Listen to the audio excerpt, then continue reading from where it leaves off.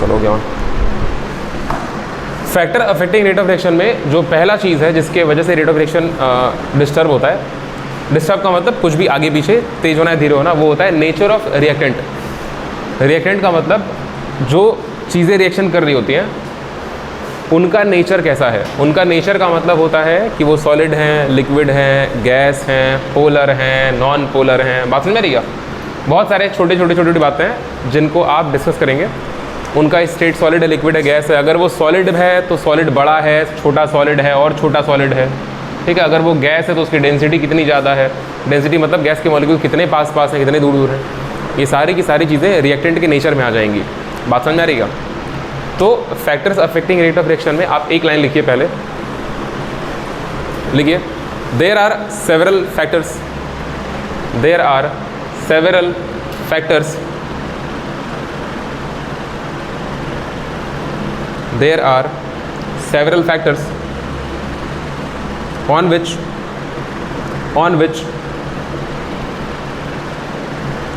the rate of reaction depends.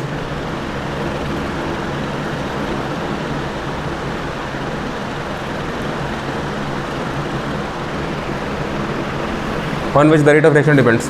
हो गया? जिनमें आप पहला लिखिए nature of reactants, nature of reactants. Nature of reactant में हम लोग चर्चा करेंगे कि रिएक्टेंट कितने प्रकार के हो सकते हैं और वो रिएक्टेंट किस प्रकार से असर डालते हैं। रिएक्टेंट्स कितने टाइप के हो सकते हैं और वो रिएक्टेंट्स किस किस प्रकार से असर डालते हैं। तो नेचर ऑफ रिएक्टेंट में पहला हम लोग लिखेंगे physical state. Nature of reactant में पहला लिखेंगे फिजिकल स्टेट। बहुत ज़्यादा नहीं लिखना है इसमें, थोड़ा थोड़ा लिखना है, बस आप समझते जाएंगे। फिजिकल स्टेट, देखो फिजिकल स्टेट जो होता है ना, रिएक्टेंट का फिजिकल स्टेट जो होता है, जनरली आप तीन स्टेट में रिएक्शन देख रहे होते हैं, एक सॉलिड, एक लिक्विड, एक गैस। अगर फिजिकल स्टेट सॉलिड है और लिक्विड है और गैस है, तो गैस में जो रिएक्शन की रेट होती है वो जनरली सबसे ज़्यादा देखी जाती है। उसके बाद जो रिएक्शन की रेट होती है वो सॉलिड में देखी जाती है, और उसके बाद रिएक्शन की रेट, हम यहाँ पे लिख रहे हैं ना रेट ऑफ रिएक्शन, हम ROR लिख रहे हैं, रेट ऑफ रिएक्शन, वो मैक्सिमम किस में देखी जाएगी? गैस में, फिर लिक्विड में, फिर सॉलिड। रीज़न क्या होता है कि गैस के हर एक मॉलिक्यूल जो होते हैं वो अलग अलग अलग अलग अलग अलग फैले हुए होते हैं।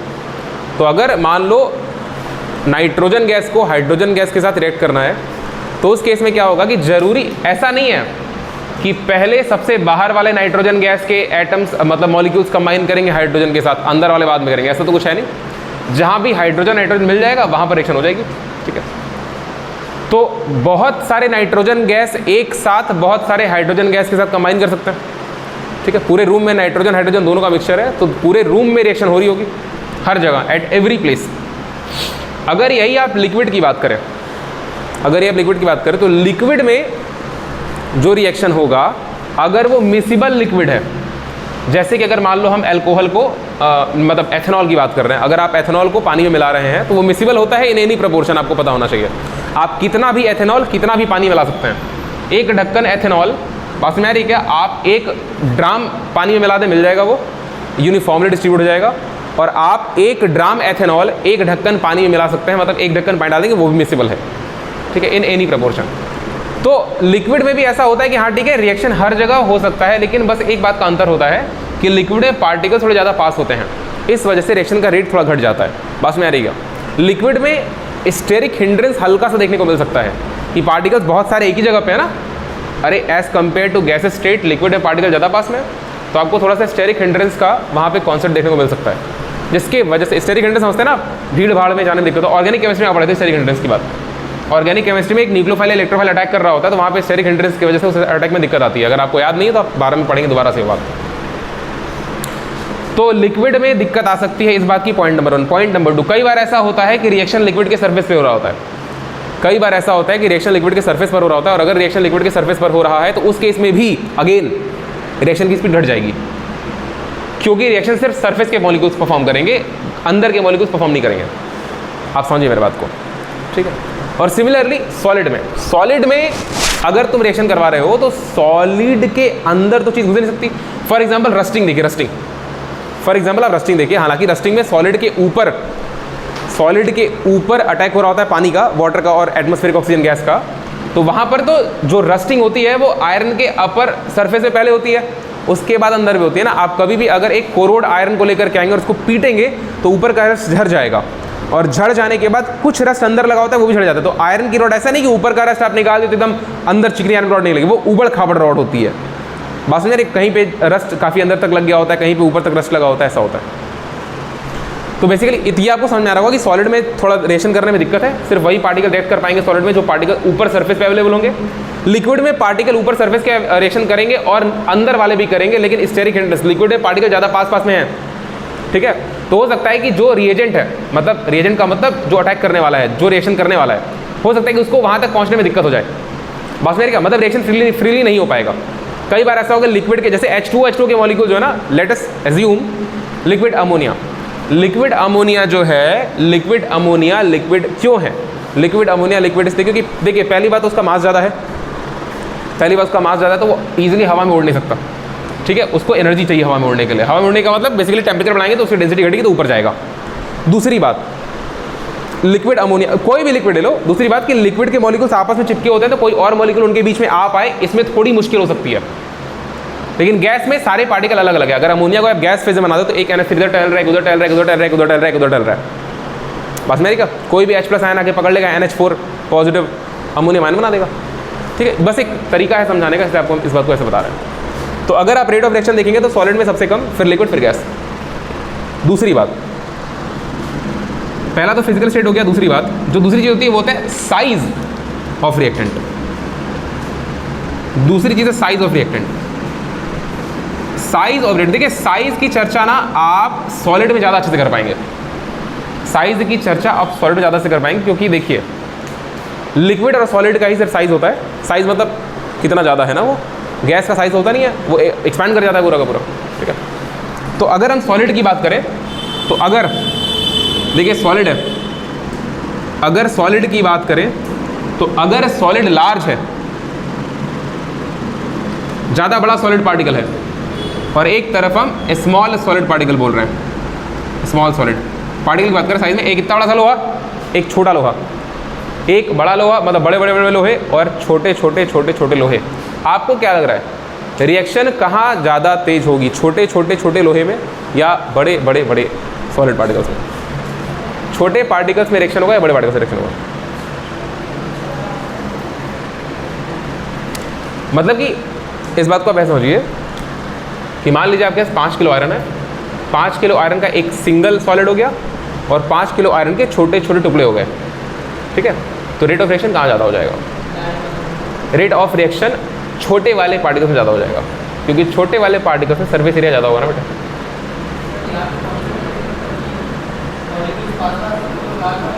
मॉलिक्यूल्स पास पास है, कहाँ पर?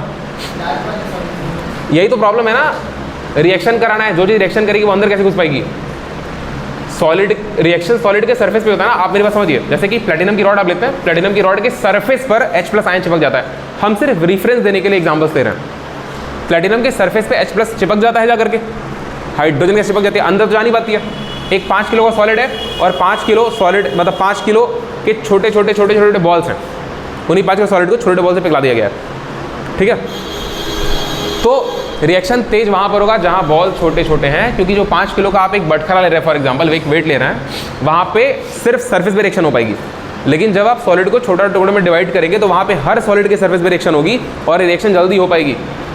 बड़े वाले सॉलिड के अंदर जितना वॉल्यूम है, सरफेस के अंदर जितना वॉल्यूम है, उन सारे वॉल्यूम पे रिएक्शन परफॉर्म हो ही नहीं पाएगी ना। ये वही कैसे है कि आप एक लोहे को, आप एक बड़ा सा लोहे का लट्ठा रख दीजिए और एक छोटे छोटे छोटे लोहे के टुकड़े रख दीजिए, छोटे छोटे टुकड़ों में जंग जल्दी लग जाएगा, रस्ट जल्दी लग जाएगा उसमें और वो जल्दी खराब हो जाएंगे। बड़ा टुकड़ा जो होता है वो ऊपर से खत्म होते होते होते होते खत्म होगा, ऐसा होता है, ठीक है। तो साइज अगर सॉलिड की घटेगी, अगर सॉलिड की साइड घट रही है इधर, तो जो रेट ऑफ रिएक्शन है वो क्या होगा? इंक्रीज होगा। बस मेरी क्या आप इन दोनों बातों को लेके फिर हम आते हैं पोलर नॉन पोलर पे। इन दोनों बातों को ऐसे आप लिख लीजिए डायरेक्ट। कुछ तुमको स्टेटमेंट वगैरह लिखना होगा तो लिख लो अपने से।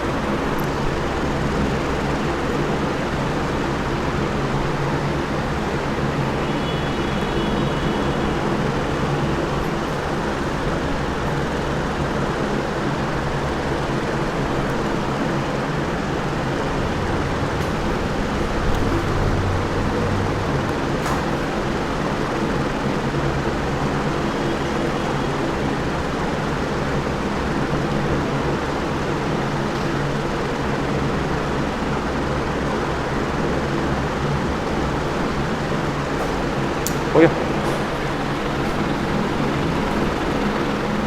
चलिए आगे देखिए तीसरा, मतलब इसी में थर्ड। देखो तुम्हारे पास जो भी रिएक्टेंट है, अगर वो रिएक्टेंट पोलर है या फिर आयनिक है, पोलर और आयनिक अगर रिएक्टेंट है आपके पास, और अगर इसमें प्रोटॉन ट्रांसफर हो रहा है, अगर इसमें प्रोटॉन का ट्रांसफर हो रहा है, आप रिएक्शंस, केमिकल रिएक्शन से प्रोटॉन के ट्रांसफर को कैसे दिखाते हैं? H+ से, है ना। H+ का मतलब प्रोटॉन होता है, ठीक है। H+ का मतलब सिंबल का मतलब प्रोटॉन, क्योंकि हाइड्रोजन में से एक इलेक्ट्रॉन गया, प्रोटॉन बचा। तो ये जो रिएक्शन है ना, ये reaction they are very fast, ये रिएक्शन फास्ट हो जाएंगे, तेजी से हो जाएंगे।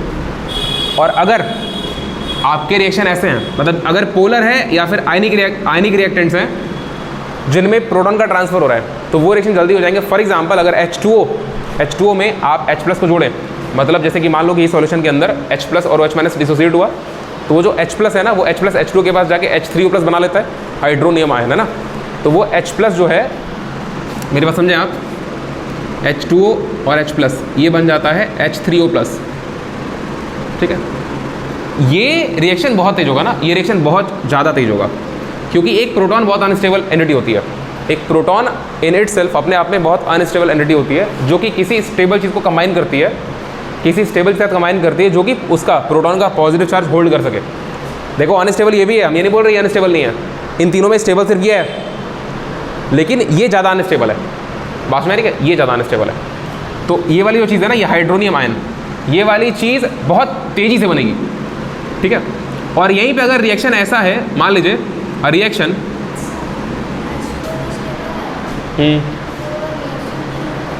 ये रिएक्शन नहीं करता, ये पकड़ लेता है इसको, ये एक इलेक्ट्रोफाइल है H+, यहाँ पे ऑक्सीजन के ऊपर लोन पेयर होता है ना, ऑक्सीजन पे कितने लोन पेयर होते हैं? एक या दो होता है ना। तो ऑक्सीजन के 2 लोन पेयर हैं, लोन पेयर के इलेक्ट्रॉन्स कैसे होते हैं? आवारा होते हैं, घूमते रहते हैं ना चारों तरफ, ऐसे घूमते रहते हैं। तो इलेक्ट्रॉन को देख करके इसको लालच आएगा। ये वाला जो इलेक्ट्रोफाइल है, इलेक्ट्रोफाइल मतलब इसको इलेक्ट्रॉन चाहिए, नेगेटिव चार्ज चाहिए, क्योंकि खुद में पॉजिटिव चार्ज है। तो ये वाला अटैक कर लेगा ऑक्सीजन के लोन पेयर के इलेक्ट्रॉन्स पर और आगे चिपक जाएगा। बात मेरी, आप इसके बारे में बहुत तगड़े पढ़ेंगे ना, ये H3O+ आप पढ़ेंगे अभी, जब ऑर्गेनिक आप जम करेंगे तो यहाँ बहुत सुंदर बातें आपको समझ में आएंगी, ठीक है। तो अरे अब ठीक है, बात समझ गया, ये जल्दी हो जाएगा। इसको देखिए, रिएक्शन वेयर, एक ऐसा रिएक्शन जहाँ बॉन्ड्स में रीअरेंजमेंट हो रहा होता है। अभी आप ऑर्गेनिक रिएक्शन में कई सारे ऐसे रिएक्शन पढ़ेंगे जहाँ पे बॉन्ड बनने का रीअरेंज हो रहे होते हैं, ठीक है। वो असल में अम्ब्रेला शेप ले लेता है, ठीक है। मतलब इधर से आएगा एक न्यूक्लियोफाइल अटैक करेगा, बात में आएगा, और तीनों बॉन्ड उधर रिवर्स हो जाएंगे, अम्ब्रेला शेप, अम्ब्रेला ट्रांसफॉर्मेशन हो जाएगा वहाँ पर। तो वहाँ पे बॉन्ड को रीअरेंजमेंट बोलते हैं, rearrangement. Reaction where bonds are rearranged, इसका ज़्यादा लोड मत लेना, ये ऑर्गेनिक थोड़ा सा पढ़ने का, ये चीज़ आपके लिए बहुत बहुत छोटी बात हो जाएगी ना, बहुत सरल हो जाएगा। वेयर बॉन्ड्स आर रीअरेंज्ड, जहाँ बॉन्ड्स रीअरेंज्ड होते हैं, बात में आएगा। ये रिएक्शन जनरली बहुत स्लो प्रोसीड करते हैं, ये रिएक्शन बहुत ज़्यादा स्लो प्रोसीड करते हैं, बात में आएगा। Are rearranged, are very slow. Basically आपको क्या समझ में आ रहा है कि अगर रिएक्टेंट आयनिक या पोलर है, और आयनिक या पोलर रिएक्टेंट है, मतलब कि उनमें रिएक्शन भी आयनिक या पोलर वाला हो रहा है। आपको पढ़ा है ना ये वाली बात, आप पढ़े उस टाइम पे कि आयनिक रिएक्शन बहुत तेजी से होते हैं, जब आप रिएक्शन के टाइप्स पढ़ रहे थे। आयनिक और पोलर सॉल्वेंट है अगर, और रिएक्शन ऐसा हो रहा है कि जिसमें पोलर सॉल्वेंट का मतलब तभी बनता है जब हाइड्रोजन का ट्रांसफर हो, या फिर हाइड्रोजन बॉन्डिंग जैसा कोई केस बन रहा हो, तो उस केस में रिएक्शन तेजी से हो जाएगा। और अगर ऐसा कोई केस नहीं बन रहा है, बॉन्ड्स अगर रीअरेंज हो रहे हैं, रीअरेंज का मतलब एक टूट रहा है, एक जुड़ रहा है, बस मेरे इस प्रकार की चीज़ें हो रही हैं, तो उस केस में रिएक्शन बहुत स्लो हो जाएगा, ठीक है। तीसरी बात, अच्छा, ये जो रिएक्शंस होते हैं ना, रीअरेंजमेंट के रिएक्शन, जहाँ पे कोवेलेंट बॉन्ड का फॉर्मेशन हो रहा होता है, जनरली जो कोवेलेंट बॉन्ड का, अच्छा हम ये नहीं बोल रहे कि हर पोलर रिएक्शन जो है वो तेज हो रहा होता है, उसी प्रकार से हम ये नहीं बोल रहे कि हर कोवेलेंट रिएक्शन जो हो रहा होता है, कोवेलेंट बॉन्ड जो बन रहा होता है वो स्लो होता है, हम ऐसा नहीं बोल रहे हैं। ऑन अ जनरल बेसिस जो कोवेलेंट बॉन्ड फॉर्मेशन होते हैं are slower as compared to ionic bond formation, ionic bond formation. देखो यहाँ पर वो बात नहीं लिखी जो आप जानते हैं। आप जानते हैं कि आयनिक बॉन्ड स्ट्रांग होता है कोवेलेंट से, यहाँ पर बात स्पीड की लिखी हुई है। आयनिक बॉन्ड बनते भी बहुत तेजी से हैं, ठीक है। कोवेलेंट बॉन्ड भी तेजी से बनते हैं कई जगह पर, लेकिन यहाँ पर हम आयनिक बॉन्ड से कंपेयर कर रहे हैं, इसलिए हम लिखे हुए हैं कि जो कोवेलेंट बॉन्ड बन रहे होते हैं वो आयनिक बॉन्ड से तेजी से बन रहे होते हैं। इस चैप्टर में आपको हर जगह पे ना, आपको हर जगह पे रिएक्शन की स्पीड जैसा कुछ ना कुछ दिखाई देगा, कितने तेज रिएक्शन हो रहा है। इस बात को लिखिए।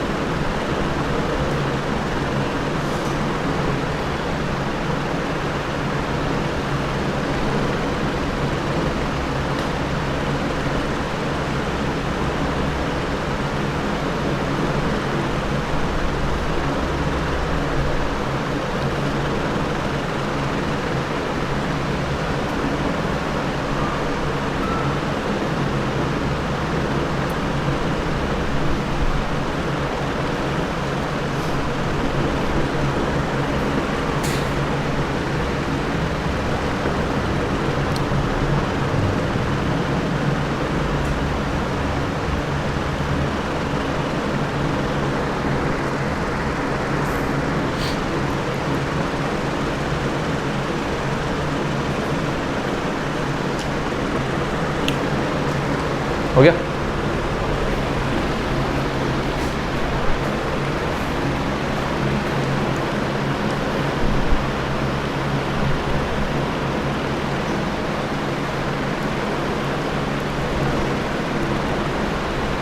चलिए इसी में दो बातें और ऐड करता हूँ, दो नहीं एक ऐड करता हूँ। ऑक्सीडेशन रिडक्शन आप जानते हैं, ठीक है, तो हम सीधे रेडॉक्स लिख रहे हैं। Redox reactions are comparatively slower than ionic reaction। Redox reaction में इलेक्ट्रॉन का ट्रांसफर होता है। रेडॉक्स रिएक्शन में देखो, जहां पर एक हल्का सा ना आइडिया मन में लेके चलना, जहां भी प्रोटॉनिक ट्रांसफर हो रहा होगा ना, मतलब बेसिकली जहां पे H+ का ट्रांसफर हो रहा होगा वो रिएक्शन इन जनरल तेज होते हैं, और जहाँ पे इलेक्ट्रॉन का ट्रांसफर हो रहा होता है, इलेक्ट्रॉन का ट्रांसफर हो रहा होता है, इलेक्ट्रॉन ट्रांसफर का मतलब बेसिकली रेडॉक्स रिएक्शन अगर हो रही होती है तो रेडॉक्स रिएक्शन आयनिक के कंपैरिजन में स्लो होती है, ठीक है। रेडॉक्स रिएक्शन आयनिक रिएक्शन के कंपैरिजन में स्लो होती है, और रेडॉक्स रिएक्शन प्रोटॉनिक ट्रांसफर रिएक्शन के कंपैरिजन में भी स्लो होती है। इसी प्रकार से एक रिएक्शन होता है सब्स्टिट्यूशन रिएक्शन, आप जानते हैं क्या? सब्स्टिट्यूशन रिएक्शन में क्या होता है, एक एनर्जी आती है दूसरे को सब्स्टिट्यूट करती है, ठीक है। सब्स्टिट्यूशन रिएक्शन में एक चीज आती है और वो दूसरे को सब्स्टिट्यूट करती है, उसको हम यहाँ लिख दे रहे हैं। Substitution reactions are also slow reaction. Substitution reaction भी स्लो रिएक्शन होता है, आप पढ़ेंगे सब्स्टिट्यूशन रिएक्शन में। ये दो बातें लिख लीजिए, फिर आगे बढ़ते हैं।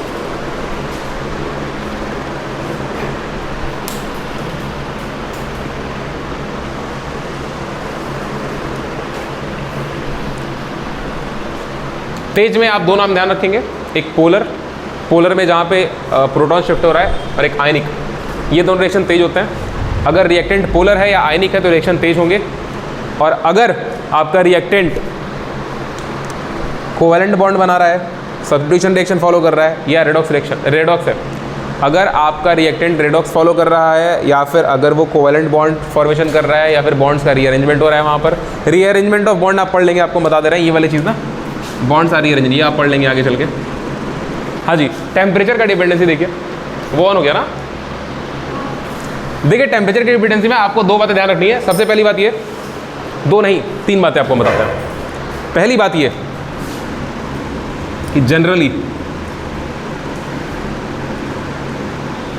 अगर आप टेम्परेचर बढ़ाएंगे तो रेट ऑफ रिएक्शन भी बढ़ेगा। पहली बात तो ये, मतलब टेम्परेचर अगर मतलब आप अगर रिएक्शन को गर्म करेंगे तो रिएक्शन तेजी से होने लगेगा। बस मेरी क्या, अब देखो यहाँ पे कॉमन सेंस आपका काम करना चाहिए ना। ये नहीं कि सर हम एक रिएक्शन करवा रहे हैं जिसमें बर्फ़ को जमा रहे हैं, हम एक रिएक्शन करवा रहे हैं जिसमें बर्फ़ को जमा रहे हैं और आप टेम्परेचर बढ़ाइए, बर्फ़ जल्दी जल्दी जमेगा। ठीक है, आपका कॉमन सेंस हमेशा आपके यहाँ रहना चाहिए। ठीक है, पहली बात तो ये। दूसरी बात आप जब क्या हो गया, इसलिए बोले कॉमन सेंस यहाँ नहीं रहना चाहिए, आना चाहिए। ठीक है, यहाँ लो। दूसरी बात ये क्या होता है कि अगर तुम टेम्परेचर को बढ़ा रहे हो तो एक बात आती है कि टेम्परेचर को कितना बढ़ाने पे रेट ऑफ रिएक्शन जनरली कितना बढ़ता है। तो आप ध्यान रखिए, अगर आप टेम्परेचर को 10 डिग्री सेल्सियस बढ़ा दें, कितना 10 डिग्री सेल्सियस अगर आप टेम्परेचर को बढ़ाते हैं तो लगभग हम आपको एक रेंज बताते हैं जो रेंज एकदम एक्यूरेट है, रेट ऑफ रिएक्शन 2 से 3 गुना बढ़ जाता है। ठीक है, अगर आप टेम्परेचर को इंक्रीज कर रहे हैं कितना, लगभग 10 डिग्री सेल्सियस। ठीक है, तो इस केस में जो रेट ऑफ रिएक्शन है बिकम्स 2 to 3 टाइम्स। दूसरी बात ये, ठीक है, आपको ये दो बातें आपको ये दो बातें याद होनी चाहिए। फिर से बोल रहे हैं, आप टेम्परेचर बढ़ाएंगे रेट ऑफ रिएक्शन बढ़ेगा। अगर आप जनरली रिएक्शन में टेम्परेचर को 10 डिग्री सेल्सियस से बढ़ा देते हैं तो रेट ऑफ रिएक्शन 2 से 3 गुना बढ़ जाता है। और ये जो टेम्परेचर होता है ना, ये जो टेम्परेचर का रेंज होता है, ये रेंज होता है जब आप 25 डिग्री सेल्सियस से 35 डिग्री सेल्सियस में इंक्रीमेंट लाते हैं। बस मेरी क्या, टेम्परेचर का ऐसा ही एक रेंज आप एक और जगह पढ़े हैं, किसी को याद है आप कहाँ पढ़े हैं? टेम्परेचर का ऐसा ही एक इंक्रीमेंट का रेंज आप एक और जगह पढ़े हैं।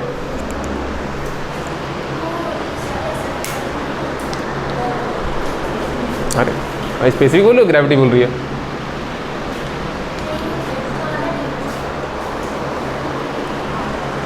टेम्परेचर का 10 डिग्री का नहीं बोल रहे हैं, मतलब एक जगह पे आप पढ़े हुए हैं, टेम्परेचर का रेंज फिक्स होता है, मतलब लगभग वो जो डेटा होता है वो कहाँ से कहाँ तक का होता है, मतलब टेम्परेचर में इंक्रीमेंट कराते हैं। अभी कोई 14-15 बोल रहा था,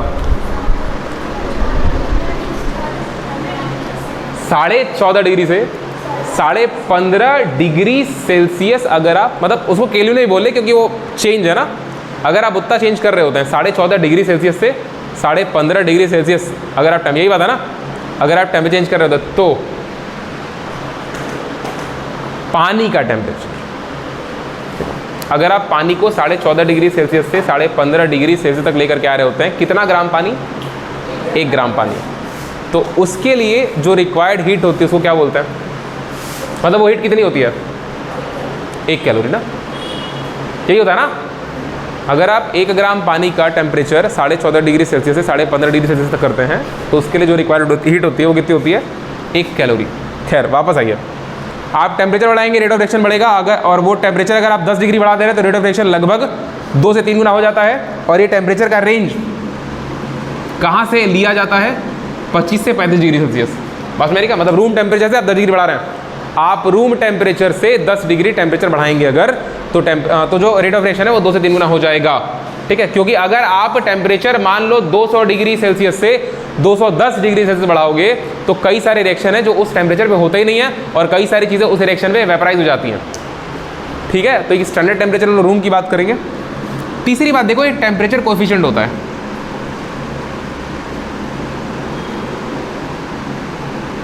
टेम्परेचर कोएफिशिएंट ये बताता है कि रिएक्शन का रेट लगभग कितना गुना हो गया। टेम्परेचर कोएफिशिएंट ये बताता है कि रिएक्शन का रेट लगभग कितना गुना हो गया। तो इसको पहली बात म्यू से रिप्रेजेंट करते हैं और इसका जो फॉर्मूला होता है वो होता है रेट कांस्टेंट, मतलब रेट ऑफ रिएक्शन ब्रैकेट में T + 10 डिग्री सेल्सियस अपॉन में इसको सेल्सियस यहाँ लिख दो T+10 डिग्री, अपॉन में K at T degree Celsius. और ये वाली वैल्यू एक्यूरेट कैलकुलेट की, इसको हम समझाते हैं दोबारा से।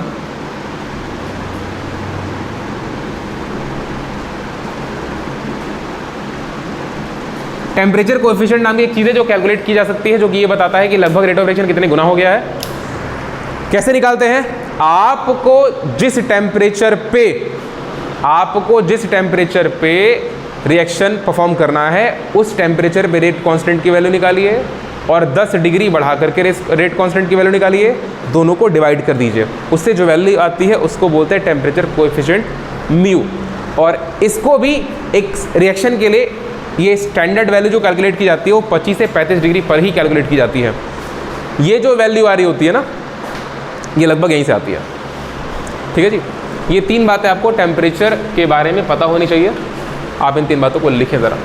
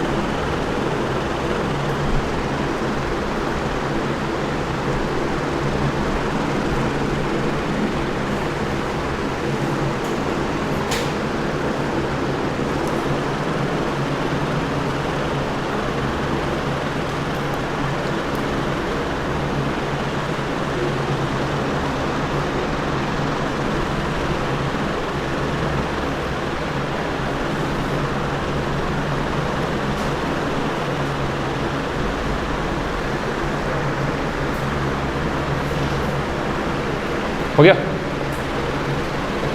चलिए, टेम्परेचर मैंने हो गया। थर्ड बात लिखिए, कॉन्सेंट्रेशन ऑफ रिएक्टेंट्स।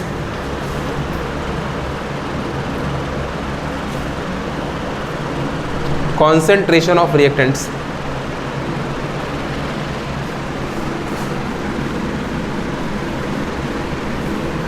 जो रेट ऑफ रिएक्शन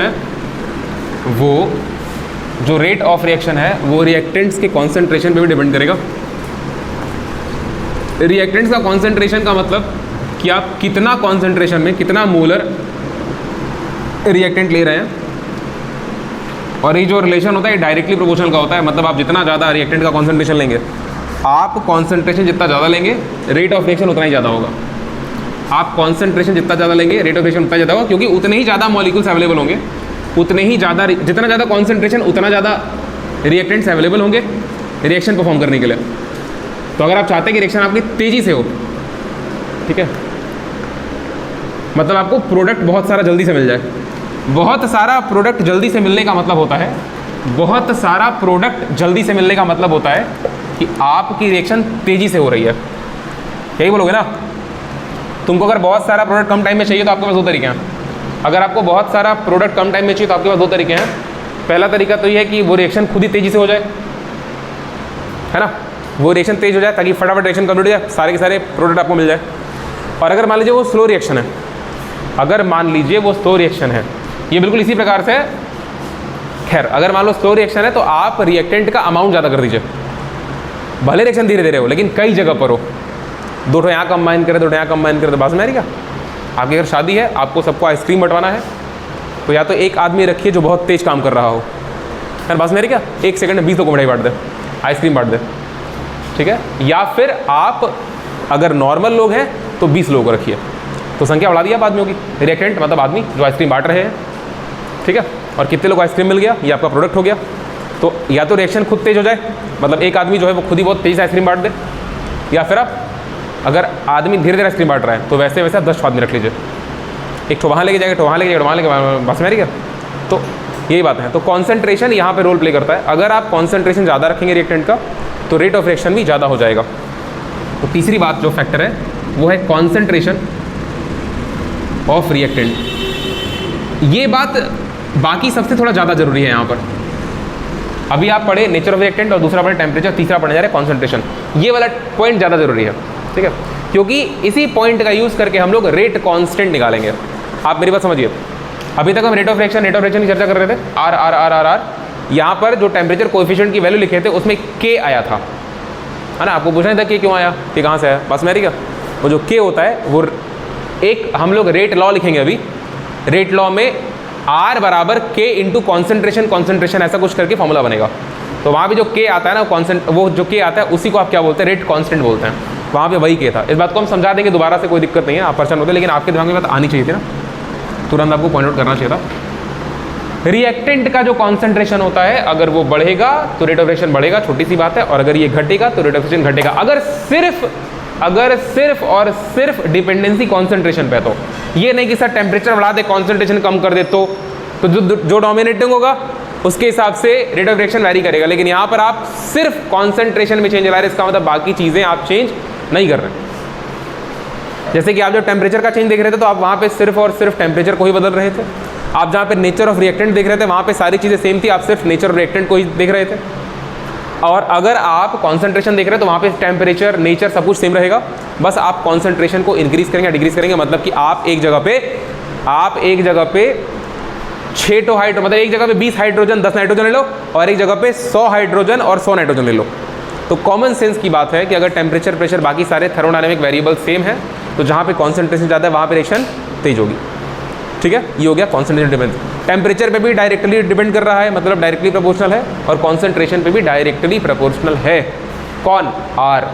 समझे क्या मेरे बात को, ठीक है। तो आप लिखिए जो हम बोल रहे हैं, बस यही बात है। If concentration of the reactants increases, if concentration of the reactants increases, then rate of reaction also increases.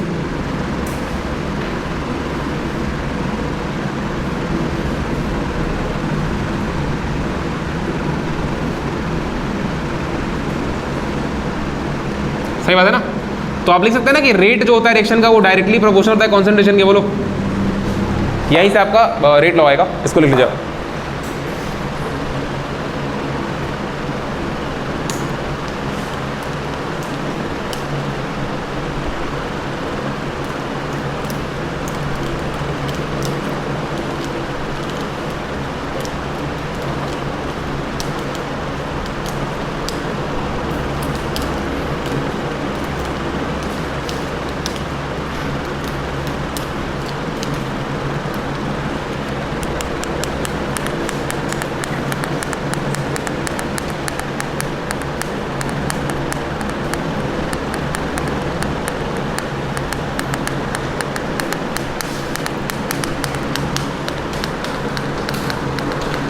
हो गया, चलिए फिर आगे बढ़ते हैं। अगला पॉइंट जो है वो अगेन इंपॉर्टेंट पॉइंट है, इस बात को थोड़ा ध्यान रखेंगे आप। और जो टेम्परेचर कोएफिशिएंट वाली बात थी उसको थोड़ा ध्यान रखेंगे। उस फॉर्मूले में के आ रहा था रेट कांस्टेंट।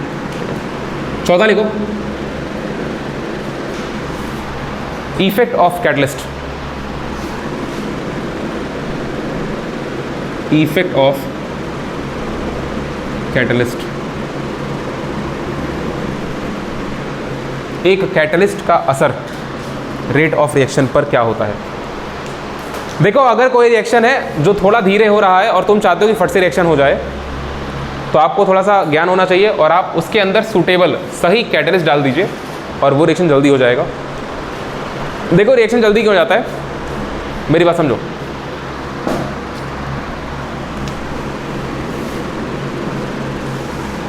होता क्या है कि मान लो जो रिएक्टेंट है स्टार्टिंग में, रिएक्टेंट्स की एनर्जी इतनी है, रिएक्टेंट्स की एनर्जी इतनी है, यहाँ पर हम यहाँ पे पोटेंशियल एनर्जी लिख रहे हैं, ठीक है। रिएक्टेंट्स की एनर्जी इतनी है मान लो इस लेवल पे। तुमको क्या करना है, तुमको रिएक्टेंट्स को कंबाइन करवाना है और रिएक्टेंट्स कंबाइन करवाने के बाद एक प्रोडक्ट बनेगा ना, इस बात को थोड़ा ध्यान समझिएगा। रिएक्टेंट्स कंबाइन करने से पहले टूटेंगे, बात मेरी का। देखो हाइड्रोकार्बन जलता है, आपको पता है ये बात, हाइड्रोकार्बन जलता है। आपके कॉपी में जो पेपर है वो भी जलता है, आपको पता है ये बात। आप जब माचिस से उस पेपर में आग लगाते हैं उसके बाद माचिस तो बुझ जाती है, फिर भी पेपर जलता रहता है, ठीक है। इसका मतलब पेपर का नेचर जलना है, पेपर जल सकता है। अगर पेपर का नेचर जलना है तो फिर बिना माचिस की तीली लगाए पेपर अपने आप क्यों नहीं जलता है? हीट देते हैं। मतलब इसको सिंपल भाषा में ये कहें कि पेपर को सर जलने से पहले कुछ एनर्जी चाहिए होती है। अगर आप उतनी एनर्जी दे दिए पेपर को तो फिर वो पेपर जलता रहेगा, मतलब रिएक्शन होता रहेगा, ठीक है। और प्रोडक्ट में आपको एनर्जी मिलती रहेगी, मतलब लाइट, CO2 निकलता रहेगा अगर वो हाइड्रोकार्बन है तो, और H2 भी निकलता रहेगा अगर हाइड्रोकार्बन है तो। लेट से पेपर की बात नहीं करें, अगर मान लो कोई हाइड्रोकार्बन है, अगर मान लो तुम्हारे पास एक हाइड्रोकार्बन है, उस हाइड्रोकार्बन को कंबशन होता है ना, कंबशन ऑफ हाइड्रो करना पड़े ना, ऑक्सीडेशन कंबशन बात देखी होती है। आप अगर ऑक्सीडेशन करा रहे हैं हाइड्रोकार्बन का तो उसके लिए उसको थोड़ी सी एनर्जी चाहिए होती है। वो एनर्जी क्यों चाहिए होती है? ताकि रिएक्शन स्टार्ट हो पाए। वो एनर्जी चाहिए होता है ताकि रिएक्शन स्टार्ट हो पाए। जो जिसका रिएक्शन होना है वो रिएक्शन के लिए अपने आप को एक्टिवेट कर पाए। रिएक्शन के लिए रिएक्टेंट खुद को पहले एक्टिवेट करेगा तो ही रिएक्शन होगा। बात समझ आ रही क्या? रिएक्शन के लिए रिएक्टेंट खुद को एक्टिवेट करेगा तो ही रिएक्शन होगा। और रिएक्टेंट को एक्टिवेट करने के लिए क्या करना होता है? एनर्जी देना होता है, ठीक है। तो रिएक्शन स्टार्ट हो पाए इसी के लिए आपको पहले एनर्जी देनी पड़ती है। बात समझ आ रही क्या? थोड़ी सी एनर्जी देंगे आप। अब तुम सोचो, जब तुम कागज को जलाए थे तो सिर्फ माचिस की तीली से थोड़ा सा एनर्जी दिए थे और वो कागज जलते जलते जलते जलते तुमको कितनी ज़्यादा एनर्जी दे देता है ना। बस मेरी क्या, जो तुम दिए होते वो रिटर्न कर देता है और उससे ज़्यादा भी रिटर्न कर देता है। बात समझ आ रही क्या मेरी? इसका मतलब अगर रिएक्शन हो सकता है, मतलब अगर रिएक्शन होने के लिए रेडी है कि हाँ हम रिएक्शन करेंगे, रिएक्टेंट जो है वो रेडी है कि हम रिएक्शन करेंगे, आप बस मेरे को थोड़ी सी एनर्जी दे दीजिए स्टार्ट करने के लिए। बस मेरी क्या, आप मेरे को थोड़ी सी एनर्जी दे दीजिए स्टार्ट करने के लिए। तो वो एनर्जी, वो मिनिमम अमाउंट ऑफ एनर्जी जो चाहिए होती है रिएक्टेंट को ताकि रिएक्शन स्टार्ट हो पाए, उसको बोलते हैं एक्टिवेशन एनर्जी, ठीक है। Activation energy is the minimum amount of energy required by reactants so as to start the reaction, ठीक है। रिएक्शन स्टार्ट होने के लिए रिएक्टेंट के पास जो एनर्जी रिक्वायर्ड होती है उसको बोलते हैं एक्टिवेशन एनर्जी। और वो एनर्जी आप देंगे, मतलब सराउंडिंग से मिलेगी उसको, ठीक है। वो एनर्जी सराउंडिंग से मिलेगी। ये बिल्कुल इसी प्रकार से आप स्टैटिक फ्रिक्शन, काइनेटिक फ्रिक्शन जानते हैं, लिमिटिंग फ्रिक्शन भी जानते हैं, ठीक है। लिमिटिंग फ्रिक्शन तक अगर आप एक बार किसी गाड़ी को पहुंचा दें, उसके बाद कम फोर्स में गाड़ी चलने लगेगी। स्टार्टिंग में पुश करना मुश्किल होता है, लेकिन अगर एक बार गाड़ी चलने लगी फिर उसको धीरे धीरे ढकेलते और वो गाड़ी आपको बहुत दूर पहुंचा देगी, ऐसा होता है। तो यही वाली चीज़ यहाँ भी होती है कि स्टार्टिंग में जो रिएक्टेंट्स की एनर्जी है, अगर आप कैटलिस्ट नहीं डालेंगे तो आपको बहुत ज़्यादा एक्टिवेशन एनर्जी देनी पड़ेगी, उसके बाद ये रिएक्शन होगा। रिएक्शन तभी होगा, बिना कैटलिस्ट के भी आप एनर्जी दे दीजिए, कोई दिक्कत नहीं। तो एनर्जी स्टार्टिंग में एनर्जी इतनी थी, ये लेवल था, और आपको इतना एनर्जी देना पड़ा है, एक्टिवेशन एनर्जी इतना दिया, मतलब इन सब का एनर्जी का लेवल इतना हाई गया, और हाई जाने के बाद फिर ये प्रोडक्ट का एनर्जी लेवल था, प्रोडक्ट का, सॉरी उल्टा बोल दिया, प्रोडक्ट नहीं रिएक्टेंट यार, ये रिएक्टेंट का एनर्जी स्टेट था। यहां पर आप एनर्जी प्रोवाइड किए, एनर्जी बढ़ते बढ़ते बढ़ते बढ़ते बढ़ते बढ़ते यहां तक पहुंचा। जैसे ही यहां तक एनर्जी पहुंची, यहां तक एनर्जी पहुंचने का मतलब क्या कि अब रिएक्शन स्टार्ट हो जाएगा। बस मेरी क्या, रिएक्शन स्टार्ट होगा। अब जैसे रिएक्शन स्टार्ट होगा, प्रोडक्ट जो है, रिएक्टेंट जो है वो प्रोडक्ट में कन्वर्ट होना स्टार्ट करेगा, रिएक्टेंट प्रोडक्ट में कन्वर्ट हो रहा है, इसका मतलब कि वो प्रोडक्ट बनने के बाद अपने आप को ज़्यादा स्टेबल फील कर रहा है, और जब वो अपने आप को ज़्यादा स्टेबल फील करेगा तो उसकी एनर्जी पुराने वाले स्टेट से भी नीचे हो जाएगी, उसकी एनर्जी और घट जाएगी। इस बात को समझिए आप, क्योंकि वो ज़्यादा स्टेबल हो गया ना, उसकी एनर्जी और घट जाएगी। अगर कोई रिएक्शन हो रहा है तो रिएक्शन में जो प्रोडक्ट बना है उसकी एनर्जी ज़्यादा होगी या रिएक्टेंट की ज़्यादा होगी? प्रोडक्ट की ज़्यादा होगी, क्योंकि प्रोडक्ट जो होता है वो ज़्यादा स्टेबल होता है, तभी तो वो रिएक्शन हुआ है। ठीक है, तो इतनी एनर्जी देनी पड़ी। तो कैटलिस्ट का कहाँ रोल है भाई? अगर तुम कैटलिस्ट डाले होते ना तो कैटलिस्ट इसकी एक्टिवेशन एनर्जी को कम कर देता है। कैटलिस्ट इसकी एक्टिवेशन एनर्जी को कम कर देता है, मतलब अब ये रिएक्शन कम एनर्जी पर ही, अब ये रिएक्शन कम एनर्जी देने पर ही हो जाएगा। ये जो एनर्जी का अलग ग्राफ है ना, ये तब है जब आप कैटलिस्ट डाले हैं। कैटलिस्ट डालेंगे तो भी रिएक्शन शुरू वहीं से होगा, खत्म वहीं पर होगा, लेकिन अब जो एक्टिवेशन एनर्जी की वैल्यू है वो कम हो गई है। इसको ये बोलो, इसको ये डैश बोल लो। बात समझ आ रही क्या? तो मतलब इस एक्टिवेशन एनर्जी का मतलब सिर्फ इतना समझेंगे कि वो एनर्जी जो रिएक्शन स्टार्ट करने के लिए आपको देनी होती है। तो ये क्या है? एक्टिवेशन एनर्जी विदाउट कैटलिस्ट, और EA डैश क्या है? Activation energy with catalyst. EA dash है एक्टिवेशन एनर्जी विथ कैटलिस्ट। और अगर आप सही कैटलिस्ट डाले हैं, उल्टा कैटलिस्ट नहीं डाल दिए हैं, कैटलिस्ट भी पॉजिटिव नेगेटिव दो टाइप होता है ना, कुछ रिएक्शन को स्लो कर देते हैं, कुछ रिएक्शन तेज कर, पॉइजनस कैटलिस्ट है ना। तो अगर आप सही कैटलिस्ट डाले हैं और रिएक्शन की एक्टिवेशन एनर्जी घटी है, मतलब अब आपको अगर कम एनर्जी देनी पड़ रही है, अगर आपको अब कम एनर्जी देनी पड़ रही है, तो उस केस में जो EA की वैल्यू है वो ज़्यादा होगी। किससे? EA डैश से। ये बात समझ में आ रही है ना? ये क्या है? ये प्रोडक्ट बन गया यहाँ पर,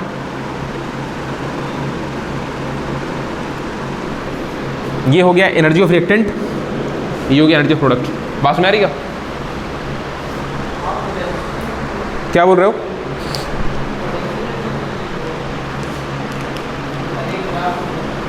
क्या चीज़? अरे भाई पोटेंशियल एनर्जी तो लिखोगे ना, काइनेटिक रोल लिखोगे, पोटेंशियल लिखोगे ना। सिस्टम की एनर्जी पोटेंशियल एनर्जी होती है। एक एटम दूसरे एटम के साथ कौन सी एनर्जी शेयर करेगा? पोटेंशियल शेयर करेगा। ठीक है, ये बात है। ये है इफेक्ट ऑफ कैटलिस्ट। तो पहले जो हम बोल रहे हैं 2 लाइन वो लिखिए, उसके बाद आपको ग्राफ बनाना पड़ेगा।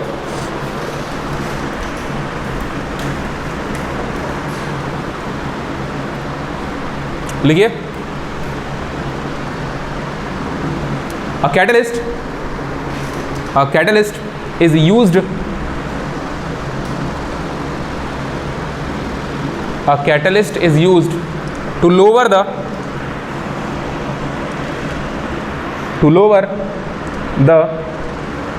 activation energy, to lower the activation energy।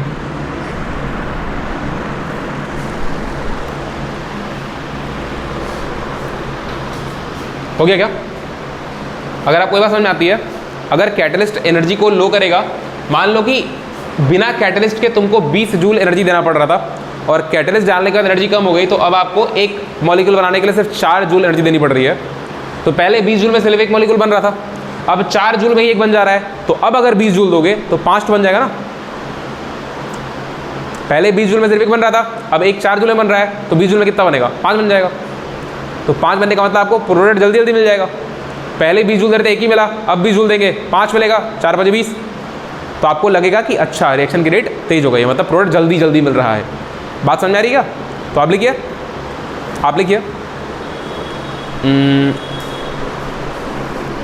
मतलब क्या हो रहा है कि एक्टिवेशन एनर्जी लो हो रही है, कैटलिस्ट एक्टिवेशन एनर्जी को लो कर रहा है, तो इसकी वजह से क्या हो रहा है कि रेट ऑफ रिएक्शन बढ़ जा रहा है। ठीक है, तो क्या लिखिए लास्ट में? Due to which the rate of reaction increases. इसी में लिख लो, due to which the rate of reaction increases.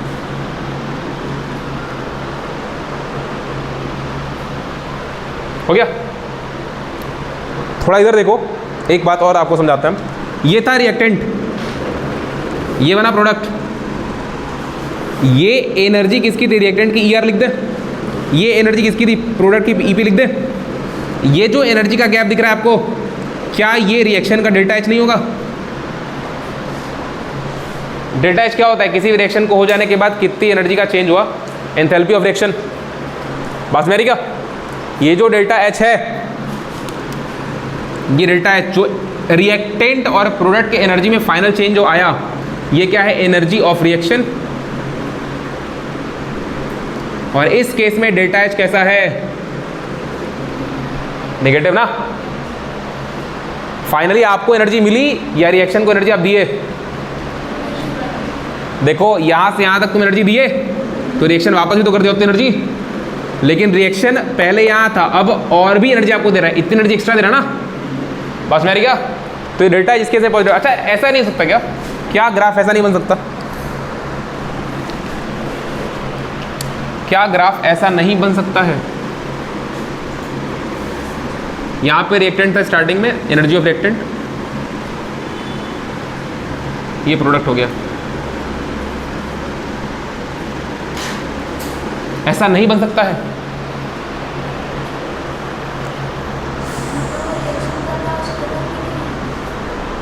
पहले बताओ ये हो सकता है नहीं हो सकता है? देखिए ऐसा हो सकता है लेकिन वो स्टेबल नहीं होगा।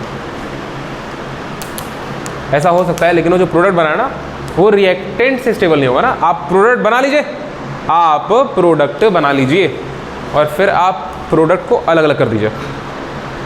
अरे प्रोडक्ट अगर एक ही जगह चिपका रहेगा, जैसे हम क्या बोल रहे हैं, हम ये बोल रहे हैं कि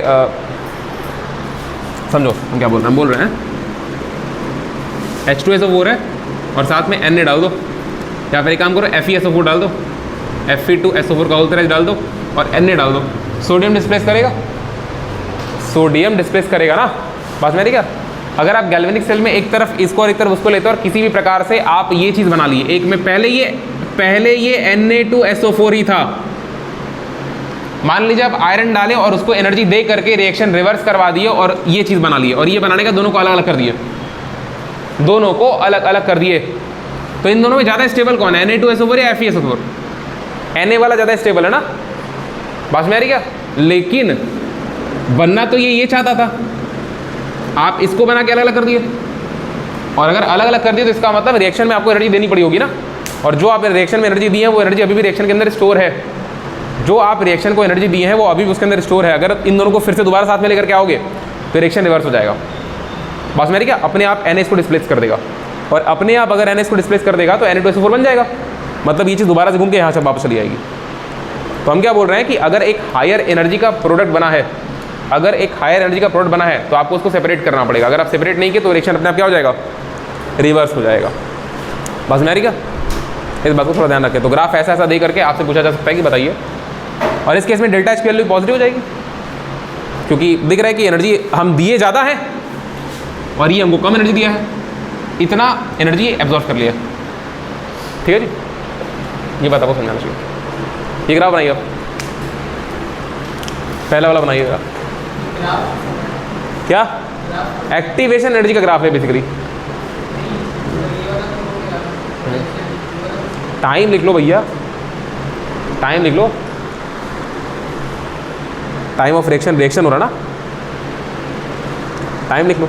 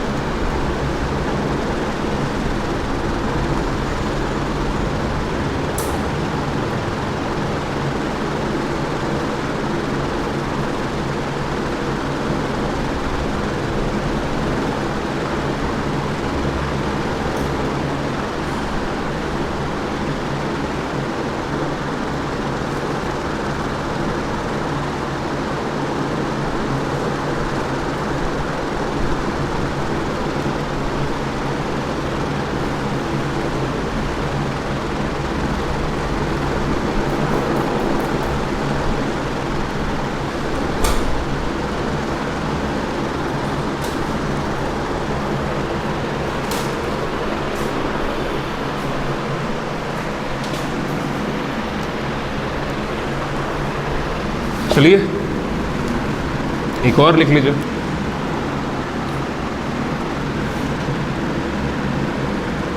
इफेक्ट ऑफ सनलाइट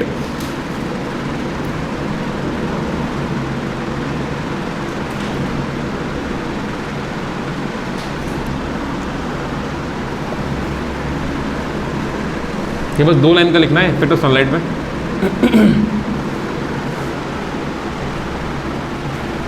कुछ रिएक्शन ऐसे होते हैं,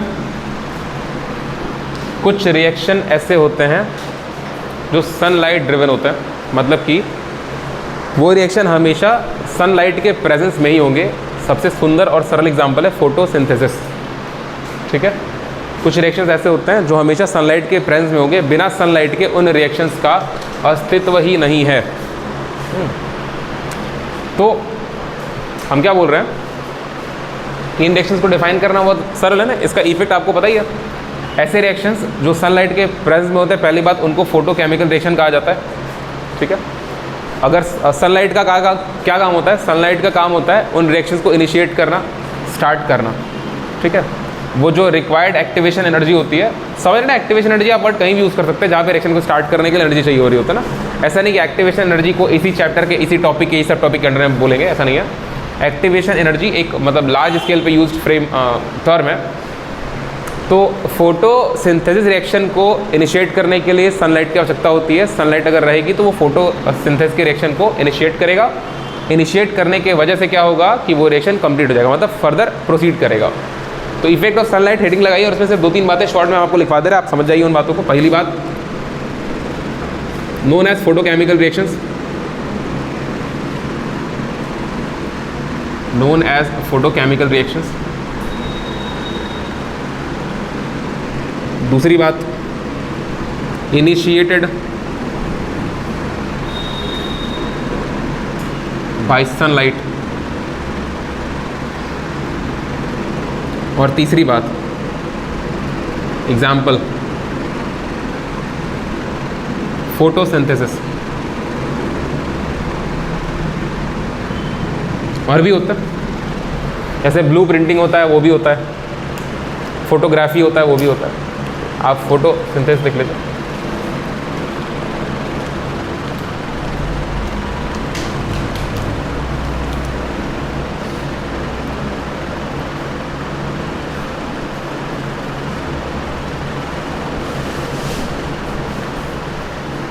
हो गया,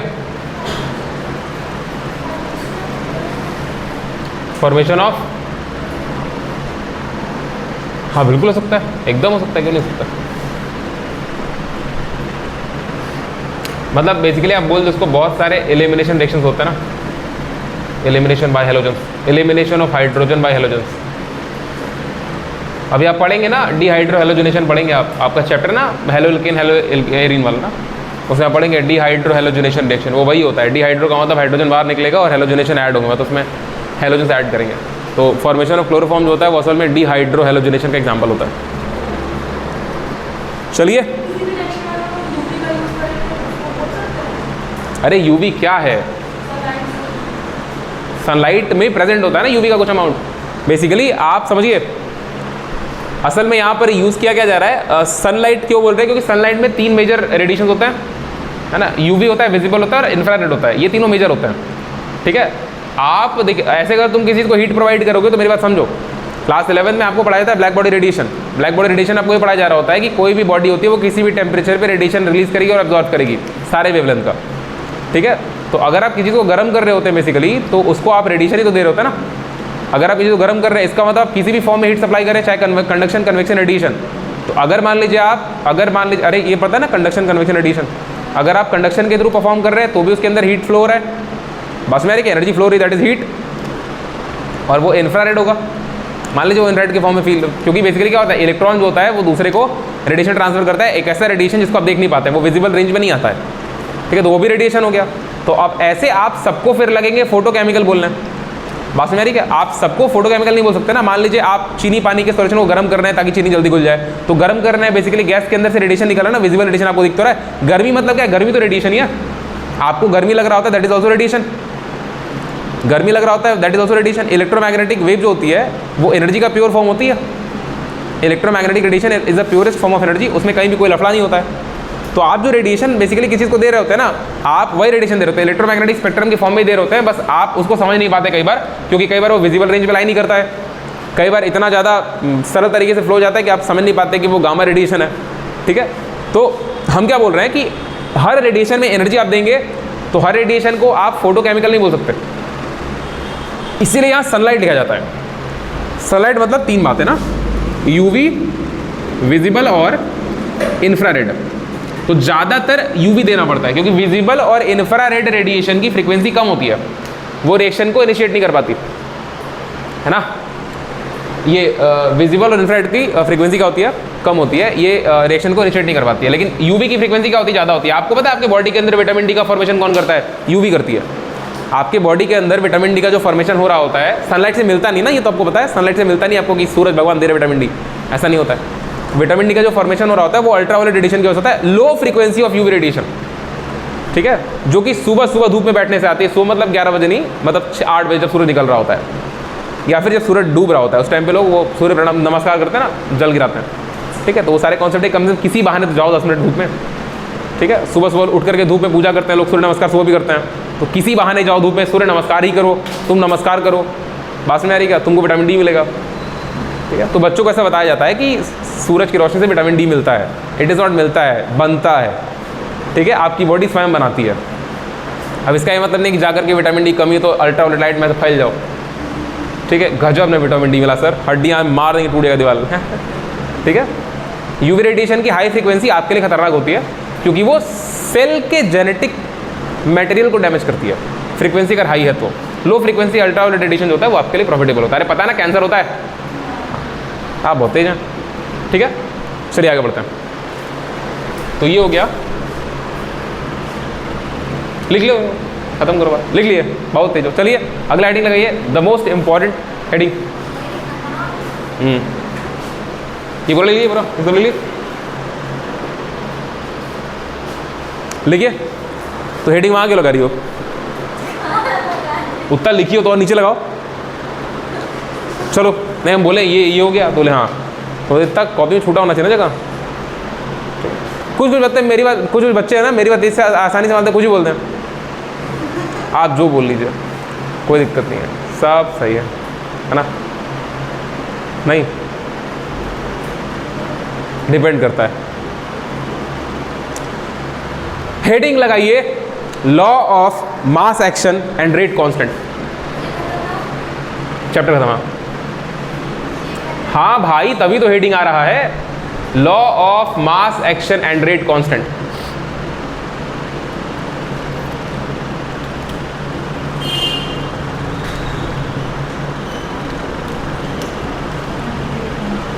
एंड रेट कांस्टेंट। देखो, रेट ऑफ रिएक्शन को आर से रिप्रेजेंट कर रहे हैं हम, और रेट कांस्टेंट को के से दिखाया जाता है। तो रेट कांस्टेंट के बगल में हम लिख लो के।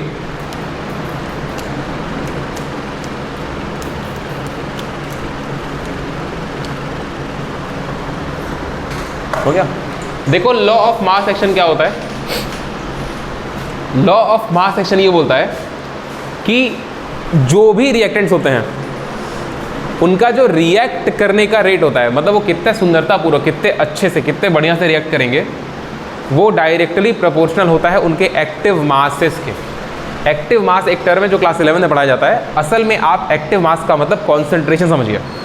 ठीक है, दोनों अलग अलग चीज़ें होती हैं, देयर आर डिफरेंसेस। लेकिन आप अभी 12th में हैं तो आप या तो आपको क्लियर होना चाहिए, और अगर क्लियर नहीं है तो कोई बात नहीं। आप एक्टिव मास का मतलब अभी के लिए कॉन्सेंट्रेशन समझ लीजिए। एक्टिव मास का मतलब क्या होता है, देखो हम तुमको ऊपर बता दे रहे हैं ना, पता नहीं क्यों बता दे रहे हैं। होता क्या है कि आप जब रिएक्शन में किसी चीज़ को उठा के फेंक देते हैं कि जाओ तुम रिएक्शन करो, ठीक है, तो उसका पूरा का पूरा मास रिएक्ट नहीं करता एक साथ में ना।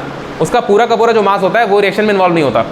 सिर्फ कुछ ही अमाउंट ऐसा होता है जो रिएक्शन कर रहा होता है ना। जैसे कि मान लो तुम लोहे को एसिड में फेंक दो, ना, लोहे को एसिड में फेंक दो, आयरन, क्यों लोहा बोल रहे हैं, केमिस्ट्री पढ़ रहे हैं हम लोग, I must call it iron. आप आयरन को throw into acid, sulphuric acid, बात में आ रही क्या। सल्फ्यूरिक एसिड का फॉर्मूला क्या होता है, H2SO4। आप H2SO4 के अंदर किसको डाल दें, आयरन को डाल दें, तो क्या होगा, हाइड्रोजन गैस बाहर निकलेगी, नहीं निकलेगी। Iron will displace the acidic hydrogen of H2SO4 and will react with SO4 minus ion, minus ion, और क्या बनाएगा, आयरन सल्फेट बोल लो, फेरस फेरिक बाद में, आयरन सल्फेट बनेगा और हाइड्रोजन गैस बाहर निकलेगी। हाइड्रोजन गैस अगर बाहर निकल रही है तो मेरी बात समझो, जो तुम आयरन फेंके हो एसिड के अंदर, क्या वो सारा का सारा हाइड्रोजन ऐसे, सारा का सारा आयरन ऐसे रिएक्ट कर जाएगा? नहीं करेगा ना, उसका surface at a time react कर रहा होगा ना, सरफेस पे जितने एसिड लगेंगे वो रिएक्ट कर रहे होंगे। उस आयरन का पूरा मास एक साथ रिएक्शन में इन्वॉल्व नहीं है, ठीक है। तो एक्टिव मास का रिलेशन कुछ कुछ उस मास से होता है जो मास असल में रिएक्ट कर रहा है एट अ टाइम। सही बात है, ठीक है। क्या? हाँ तो धीरे धीरे करेगा ना, धीरे धीरे करेगा ना। एक्टिव मास का इतना मतलब है कि पर सेकंड, मतलब परसेंट के हिसाब से कितना मास रिएक्ट कर रहा है, कितना mass at a time reaction में इन्वॉल्व है। बात में आ रही क्या? ऐसा होता है। अब देखो, जैसे कि मान लो कि तुम आयरन की एक रॉड बना दो, सुनो, आयरन की गोली से रॉड बना दो, रॉड का ऊपर भी होगा नीचे भी होगा, तो रॉड को पूरा एक कपड़े से लपेट के रख दो, मतलब पेंट कर दो कि जो मुड़ा वाला रॉड है ये सरफेस ये रिएक्ट ना कर पाए, सिर्फ ऊपर का और नीचे का रिएक्ट कर पाए, और उसको डाल दो एसिड में। बस में आ रही क्या? तो हर सेकेंड सिर्फ ऊपर और नीचे इतना ही रिएक्ट कर पाएगा, इतना गया फिर इतना गया फिर इतना गया फिर इतना गया फिर इतना गया, बस में यहीं से आयरन रिएक्ट करेगा। तो आयरन का एक्टिव मास का मतलब क्या होता है? जितना मास रिएक्शन कर रहा है वो कम हो गया, जो पेंट की हो उसको हटा दो तो पूरा का पूरा आयरन रिएक्ट करेगा एक साथ, ये भी और ये भी। बस मेरी क्या? तो वहाँ पे एक्टिव मास बढ़ गया ना, आयरन उतना ही था लेकिन एक्टिव मास में डिफरेंस आ गया। बस मेरी क्या बात समझाई? हाँ जी। तो खैर क्या होता है कि कोई भी सब्सटेंस कितना अच्छे से रिएक्ट कर रहा है ये इस बात पर डिपेंड करेगा कि उसका एक्टिव मास कितना ज़्यादा है। तो इतनी सही बात है, एक्टिव मास अगर ज़्यादा है इसका मतलब रिएक्शन में मास ज़्यादा इन्वॉल्व है, इसका मतलब रिएक्शन तेजी से हो रहा है। सही बात है ना? ठीक है। रेट ऑफ रिएक्शन क्या होता है? Change in concentration per unit time, ऐसे बोलता है ना, change in concentration of reactant per unit time, यही तो होता है। अरे dx/dt ये लिखो ना, dx/dt जो होता है change in concentration per unit time, ये भी डायरेक्टली प्रोपोर्शनल होगा एक्टिव मासेस के, मतलब उनके कॉन्सेंट्रेशन के, ठीक है। अरे जितना ज़्यादा एक्टिव मास सॉल्यूशन में, जितना ज़्यादा कॉन्सेंट्रेशन उतना ज़्यादा रेट ऑफ रिएक्शन। अभी तो ये बात लिखे थे ना, अभी थोड़ी देर हम बोल रहे थे ना कि याद रखना, यहाँ लिखे थे इफेक्ट ऑफ कॉन्सेंट्रेशन, आप लिखे हुए कॉन्सेंट्रेशन बढ़ाएंगे ROR बढ़ जाएगा, रेट ऑफ रिएक्शन बढ़ जाएगा। तो इस बात को ना इस प्रकार से लिखा जाता है, इस बात को, ये हेडिंग खत्म पहली वाली, इस बात को इस प्रकार से लिखा जाता है। किस प्रकार से? आप लिखेंगे रेट ऑफ रिएक्शन मतलब R प्रोपोर्शनल, आप लिखेंगे R प्रोपोर्शनल। अगर रिएक्शन ऐसा हो रहा है A mole of A plus B mole of B मिलकर के बना रहे प्रोडक्ट, मेरे को सिर्फ रिएक्टेंट से मतलब है, मेरे को सिर्फ रिएक्टेंट से मतलब है, क्योंकि हम लोग क्या पढ़ रहे हैं? Factors affecting reactant, factors affecting rate of reaction, उसमें हम लोग रिएक्टेंट के बारे में पढ़ रहे थे ना। तो अभी रिएक्टेंट ये चीज़ रिएक्टेंट को लेके आगे बढ़ती है। तो जो रेट है, जितना ज़्यादा ये सब प्रेजेंट होंगे सॉल्यूशन के अंदर, उतना ही ज़्यादा रेट होगी। टेक्निकली कॉन्सेंट्रेशन ही तो है, ठीक है। इसी को एक्टिव मास बोल रहे होते हैं लॉ ऑफ मास एक्शन में। यहाँ पे अगर दे प्रोपोर्शनैलिटी चिन्ह हटाने के लिए यहाँ पे कॉन्स्टेंट के लगा देते हैं, और इट बिकम्स A के पावर A और B के पावर B। रेट को कैसे डिफाइन किया जाता है? dx/dy, सॉरी dy नहीं dt। सही बात है क्या? ये जो फॉर्मूला बन रहा है ना, ये जो फॉर्मूला बना है इसमें ये क्या है? रेट ऑफ रिएक्शन, और ये क्या है? Rate constant. इन सब की यूनिट आएगी अभी आगे आगे, इन दोनों में डिफरेंस आप लिखेंगे। सवाल है, देखो दोनों के नाम थोड़े सिमिलर हैं, रेट रिएक्शन रेट और रेट कांस्टेंट, या फिर रेट ऑफ रिएक्शन और रेट कांस्टेंट। अरे क्योंकि रेट ऑफ रिएक्शन के फॉर्मूले के अंदर एक कांस्टेंट है ना, तुम बोलो कांस्टेंट, कोई मना कर रहा है तुमको कांस्टेंट बोलने से? ये कांस्टेंट का स्पेसिफिक नाम देखिएगा कि इस पे सवाल बनाया जाता है ना, इसके बारे में बहुत सारी बातें भी आपको पढ़नी पड़ेंगी। सवाल में कई बार आपको रेट कांस्टेंट की वैल्यू निकालनी पड़ती है। कई बार सवाल आएगा, वो जो एक्सपेरिमेंटल वाला सवाल हम बोल रहे थे ना कि एक्सपेरिमेंट डेटा दे देगा, उस डेटा को देख करके आपको वैल्यू निकालनी होती है। उसमें कई बार K की वैल्यू गायब किया रहेगा, कई बार R की वैल्यू गायब किया रहेगा, आपको वैल्यू निकालनी होगी। बात में आ रही क्या? तो हम हेडिंग लगाओ, क्या लगाओ? हाँ तो लिखो the rate at which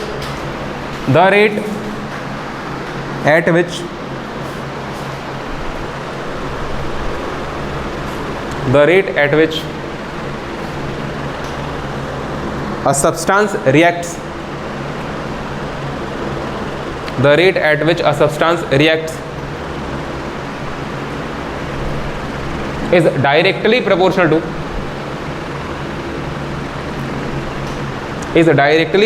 to its active mass, is directly proportional to its active mass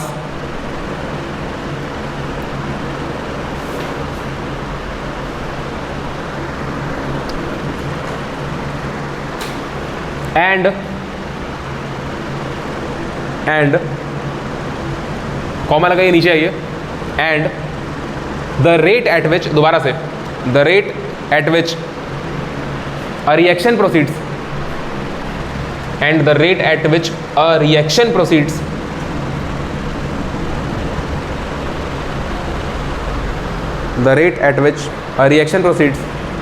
is directly proportional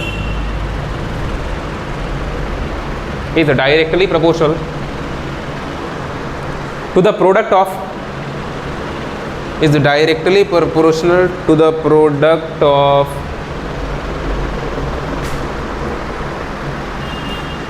the active mass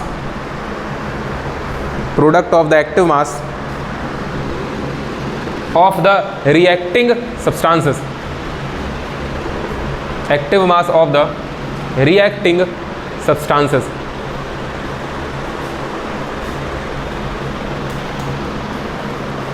ठीक है, पहला वाला डेफिनेशन जो लिखे हो ना उसको दोबारा से पढ़ो, दोनों अलग अलग बातें हैं। पहली वाली बात आप दोबारा से पढ़िए जरा।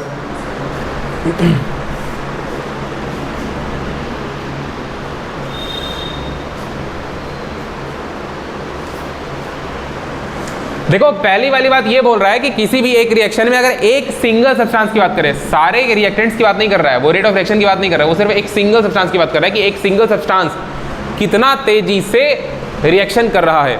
जैसे फॉर एग्जांपल इस रिएक्शन में ए की बात अगर कर लें, इस रिएक्शन में ए जो है वो कितना तेजी से घट रहा है, ए घटेगा तो बोलेंगे रिएक्शन कर रहा है, ए कितना तेजी से घट रहा है, तो ये इस बात पर डिपेंड करता है। देखो मेरी बात समझो, ए जो है वो कितना तेज रिएक्ट कर रहा है, ये इस बात पर डिपेंड करता है कि ए का कितना अमाउंट रिएक्शन में इन्वॉल्व है। सही बात है ना, ए को वही लोहा मान लीजिए आप, तो ऊपर का सरफेस ही सिर्फ इन्वॉल्व है, बात में आ रही है क्या, या थोड़ा सरफेस इन्वॉल्व है बाकी सब ढका हुआ है, तो ए का जितना अमाउंट रिएक्शन असल में कर रहा होगा उसी पर डिपेंड करेगा ए की स्पीड, बात में आ रही है। तो ए की जो स्पीड है वो ए के एक्टिव मास पर डिपेंड करेगा, बी की स्पीड जो है वो बी के एक्टिव मास पर डिपेंड करेगा, लेकिन रेट ऑफ रिएक्शन इन दोनों के ए एंड बी के एक्टिव मास पर, मैथ्स में एंड का मतलब मल्टीप्लाई होता है। बात में आ रही क्या, ए बोल रहा है कि जल्दी जल्दी करो और बी बोल रहा है बहुत जल्दी करो, तो रिएक्शन बहुत जल्दी जल्दी होगा। आप समझिए मेरी बात को, ए बोल रहा है कि जल्दी रिएक्शन करो और बी बोला कि बहुत जल्दी रिएक्शन करो, तो रिएक्शन बहुत जल्दी जल्दी होगा। ठीक है, मतलब मल्टीप्लाई करते हैं ना दोनों के एक्टिव मास का मल्टीप्लिकेशन। तो जो दूसरी वाली बात है ना, जो दूसरी वाली बात आप लिखें एंड लगा के, वो ये बात है कि the rate of reaction at, मतलब the rate at which the reaction proceeds, the rate at which the reaction proceeds is the multiplication, बस मेरी क्या, is the product of the active masses of the reacting substance। या दूसरी वाली बात लिखे हैं और वो ये है कि the rate at which the reaction proceeds is directly proportional to the product of active masses of the reacting substances। हम ये नहीं लिख पा रहे कि रेज टू देयर पावर वो सोशियोमेट्रिक कोएफिशिएंट, ये सब नहीं लिख पा रहे हम। ठीक है, आप समझिए इस बात को। और ये हटाने के लिए, इस सिंबल को हटाने के लिए यहाँ पर कांस्टेंट के आया, इस बात को अपने भेजे बहुत बहुत बुरी तरीके से डाल लो।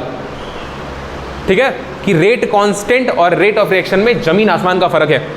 रेट ऑफ रिएक्शन एक रिएक्शन का रेट होता है, रेट ऑफ रिएक्शन किसी भी रिएक्शन का रेट, स्पीड बताता है। रेट ऑफ रिएक्शन असल में क्या है, ये है ना, the rate at which the reactant is being consumed, या फिर the rate at which the reactants are being consumed in a reaction, कितना तेजी से रिएक्टेंट घट रहा है, that is rate of reaction। और रेट कांस्टेंट क्या होता है, लॉ ऑफ मास एक्शन, इसी को बोलते हैं। Rate constant law of mass action में जनरेटेड एक कांस्टेंट है, प्रोपोर्शनैलिटी कांस्टेंट है। बात समझ आ रही क्या, दोनों में डिफरेंस है और इन दोनों में डिफरेंस 2 नंबर में आता है। आप प्रीवियस ईयर का वो उठा के देख लें, आपको मिल जाएगा। ठीक है, बहुत सुंदर था ना, differentiate between rate constant and rate of reaction. ठीक है, आप ऐसे करके तीर बनाएंगे, इधर 2 लाइन लिखेंगे 2 लाइन लिखेंगे ना, इसके बारे में हम लोग लिखेंगे आगे, बहुत चर्चा करेंगे इसके बारे में, ठीक है। मतलब आधा नहीं बोल सकते, 1/3 ऑफ द चैप्टर इसी के बारे में है, इसी फॉर्मूले पर बेस्ड है, ठीक है। अगर किसी के मन में ये आ रहा है कि सर नीचे भी कुछ कुछ रहता है, वो इक्विलिब्रियम चैप्टर में होता है, जब आप क्यों निकाल रहे होते हैं ना, हर जगह नीचे कुछ नहीं रहता है, हर जगह नीचे देखने की आदत पड़ गई है, उसमें भी रहता है ना, भाई तो हम भी जानते हैं, ठीक है। लिख लीजिए इस बात को ना, उसके नीचे ये लिखिए और ये बात लिखिए, जो आर और रोर लिखा हुआ है ना, ये रोर, इसी रोर के लिए फॉर्मूला बन रहा है। रेट ऑफ रिएक्शन के अंदर रेट कांस्टेंट आएगा, रेट कांस्टेंट के नाम से ध्यान रखिए, इट इज अ कांस्टेंट के। चलिए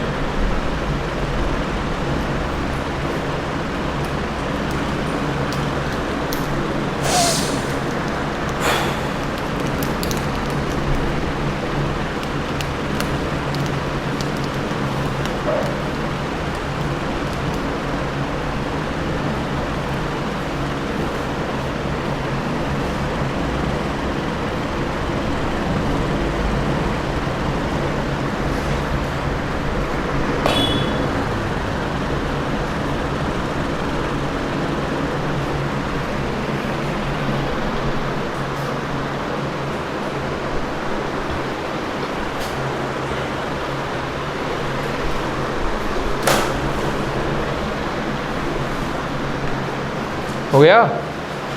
चलिए तो अब थोड़ा सा और अच्छे से अगर लिखना है तो हेडिंग लगाइए छोटा सा, रेट कांस्टेंट। रेट कांस्टेंट के बारे में आपको थोड़ी थोड़ी बातें जाननी है, थोड़ी थोड़ी क्या, बहुत ही सुंदर सुंदर छोटी छोटी बातें जानेंगे आप। रेट कांस्टेंट हेडिंग लगा लीजिए, यही जो के है यहाँ पर, इसी के बारे में चर्चा कर रहे हैं।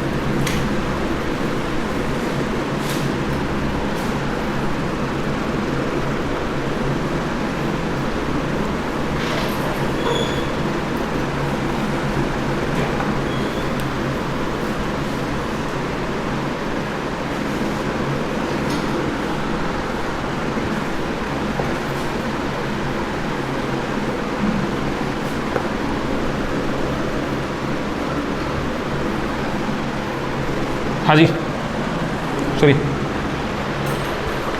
रेट कांस्टेंट के बारे में आपको हम छोटी मोटी 2-4-5 बातें बताना चाहते हैं। रेट कांस्टेंट जिसको आप के से रिप्रेजेंट करते हैं। पहली बात ये कि रेट कांस्टेंट को एक और नाम से जानते हैं, वेलोसिटी कांस्टेंट। हम यहां लिख दे रहे हैं ना, ए के, इसका हम जानते हैं ऑल्सो नोन एज, है ना, वेलोसिटी कांस्टेंट। और ये जो ए के ए लिखे है ना, ये व्हाट्सएप वाली चैटिंग का टेक्स्ट नहीं है, ये एनसीईआरटी का टेस्ट है, ठीक है। अरे एका एल्यूमिनियम, एका बोरॉन, आपको कुछ याद आ रहा है क्या? क्लास 11 चैप्टर नंबर 3, ठीक है। इसको वेलोसिटी कांस्टेंट भी कहा जाता है, पहली बात तो ये। दूसरी बात, इफ अगर आप किसी रिएक्शन में ए और बी का कॉन्सेंट्रेशन 1 मोलर ले लें, if concentration of A and concentration of B is 1 molar, 1 molar समझते हैं आप ना, 1 मोल पर लीटर, ठीक है। तो देन तो आर की वैल्यू क्या बनेगी? के इंटू 1 के पावर ए और 1 के पावर बी बनेगा। अरे बोलो, अरे यार ऐसा वैसा चेहरा मत बनाओ, यहाँ फॉर्मूला लिखा हुआ है, ठीक है। ए के 1 के पावर कुछ भी, उसकी वैल्यू क्या हो जाती है? 1 के पावर 1 की वैल्यू क्या होगी? 1 के पावर 0 की वैल्यू क्या होगी? वो भी 1 ही होगी ना, क्योंकि नंबर के पावर 0 होता है। 1 के पावर -1 की वैल्यू क्या होगी? नीचे जाएगा वो 1 हो जाएगी। 1 के पावर इन्फाइनाइट की वैल्यू भी 1 हो जाएगी ना। बड़ा सुंदर नंबर है ना। 1 के पावर कुछ भी करें आप, उसकी वैल्यू क्या हो जाएगी। लेकिन 2 के पावर इन्फाइनाइट नॉट डिफाइन, समझ में क्या? 2 के पावर 1 के पावर माइनस इन्फाइनाइट भी 1, 1 के पावर माइनस इन्फाइनाइट नीचे गया, 1 के पावर इन्फाइनाइट, 1 के पावर कुछ भी 1, 1/1 1, समझ में क्या? चलिए, 1 गुणे 1 गुणे 1 गुणे 1 गुणे 1, सब लोग घर जाओ। 1 गुणे 1 गुणे 1 गुणे 1 गुणे 1 गुणे 1 गुणे 1, ये इनफाइनाइट बार गुणे 1 है ना, कितना आएगा? हमको लगा सब घर क्लास खत्म हो जाएगी ना। हाँ जी, तो ये क्या हो जाएगा? के हो जाएगा, बोलो। तो आप क्या बोल सकते हैं, आप ये बोल सकते हैं कि ये क्या है, रेट कांस्टेंट, मतलब value of rate constant becomes equal to r, becomes equal to rate of reaction if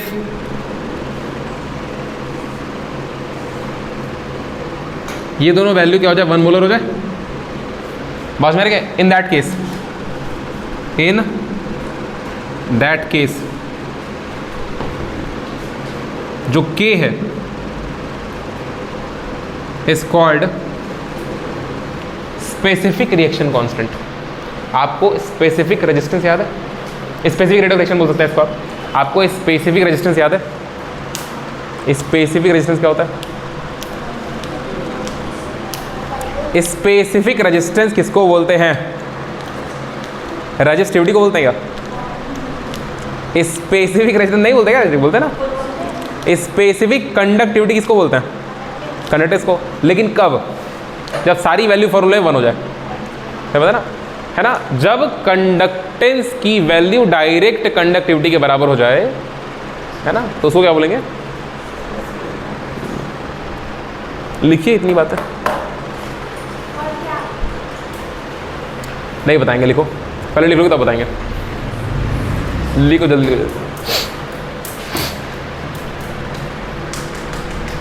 वो पंखा बंद क्यों है? लाइट यहाँ क्या हो रहा है? हाँ, also known as AKA, also known as.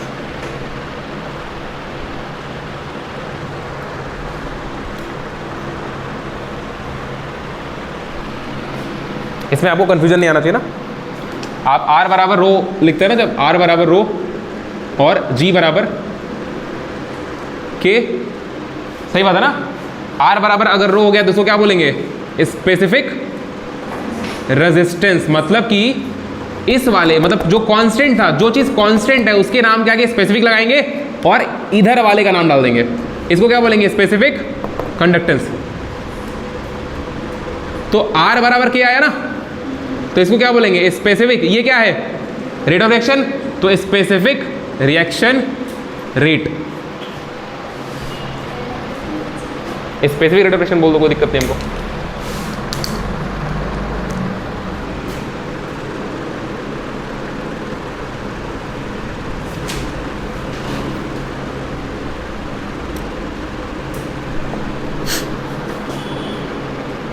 ये तभी बोलेंगे आप जब R बराबर K हो जाएगा।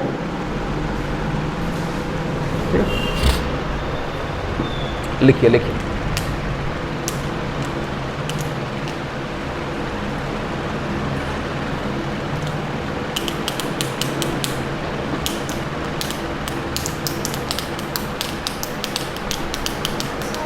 Yes sir.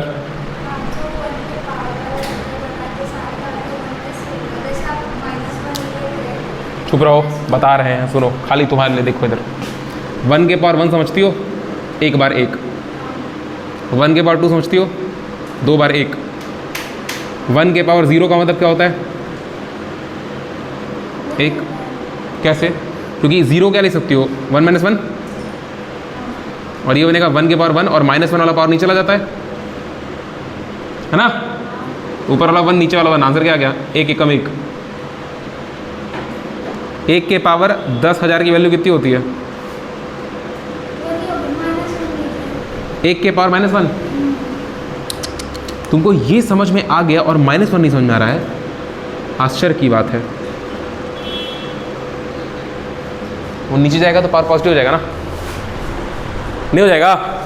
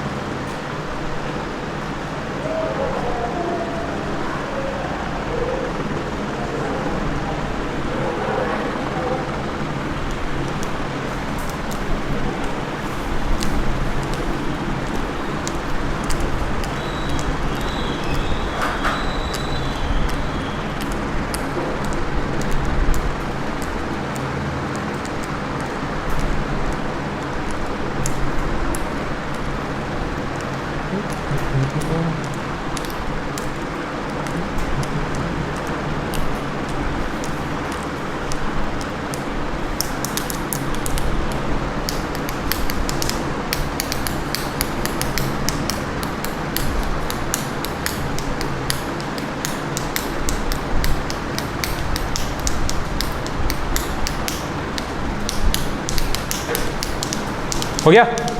चलिए इसका यूनिट के बारे में डिस्कशन करेंगे हम लोग।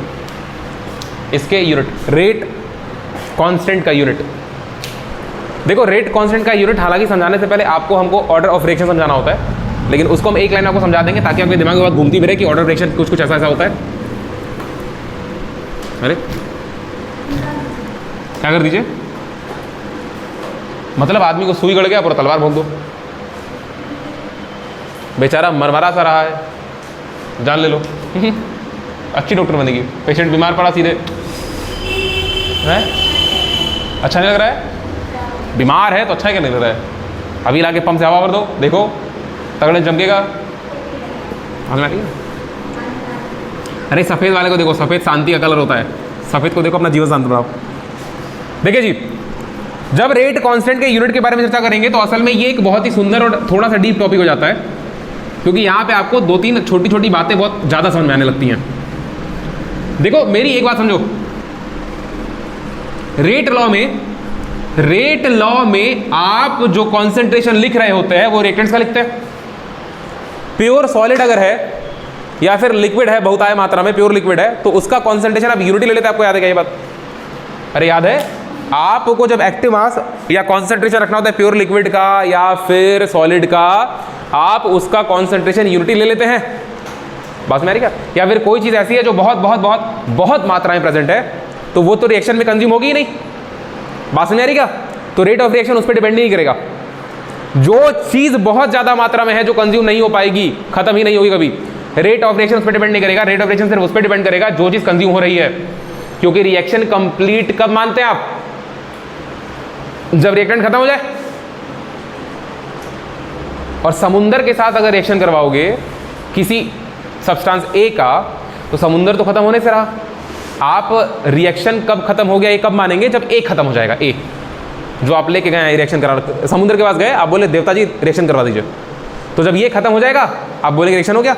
बस मेरी का तो कभी भी रेट कांस्टेंट उन चीज़ों पे, sorry rate constant rate of reaction R की वैल्यू बोल रहा है, आर दोनों, समुंदर भी रिएक्टेंट होगा और ये भी रिएक्टेंट होगा, लेकिन समुंदर खत्म नहीं होगा ना, तो इसीलिए हम समुंदर को एक प्रॉपर रिएक्टेंट नहीं मानेंगे। रिएक्टेंट तो है वो, प्रॉपर रिएक्टेंट नहीं मानेगा। मतलब क्या है कि वो रेट ऑफ रिएक्शन के फॉर्मूले में उसका कॉन्सेंट्रेशन रखने का कोई मतलब नहीं, क्योंकि वो 1 हो जाएगा, उसका कॉन्सेंट्रेशन में चेंज नहीं आएगा ना। तुम समुंदर में से 20,000 बाल्टी पानी निकाल लोगे, समुंदर मर जाएगा, और वही 20,000 बाल्टी पानी वही घर मर दो तो मजा आ जाएगा। बात मेरी का मजा आ जाएगा ना। समुंदर के लिए कॉन्सेंट्रेशन में चेंज जैसा कोई मतलब नहीं होता। आप जिस धरती पे रह रहे ना, अगर समुंदर अपना पैर खाली ऐसे कर देना, ऐसे, वो धरती आप बस, यस सर,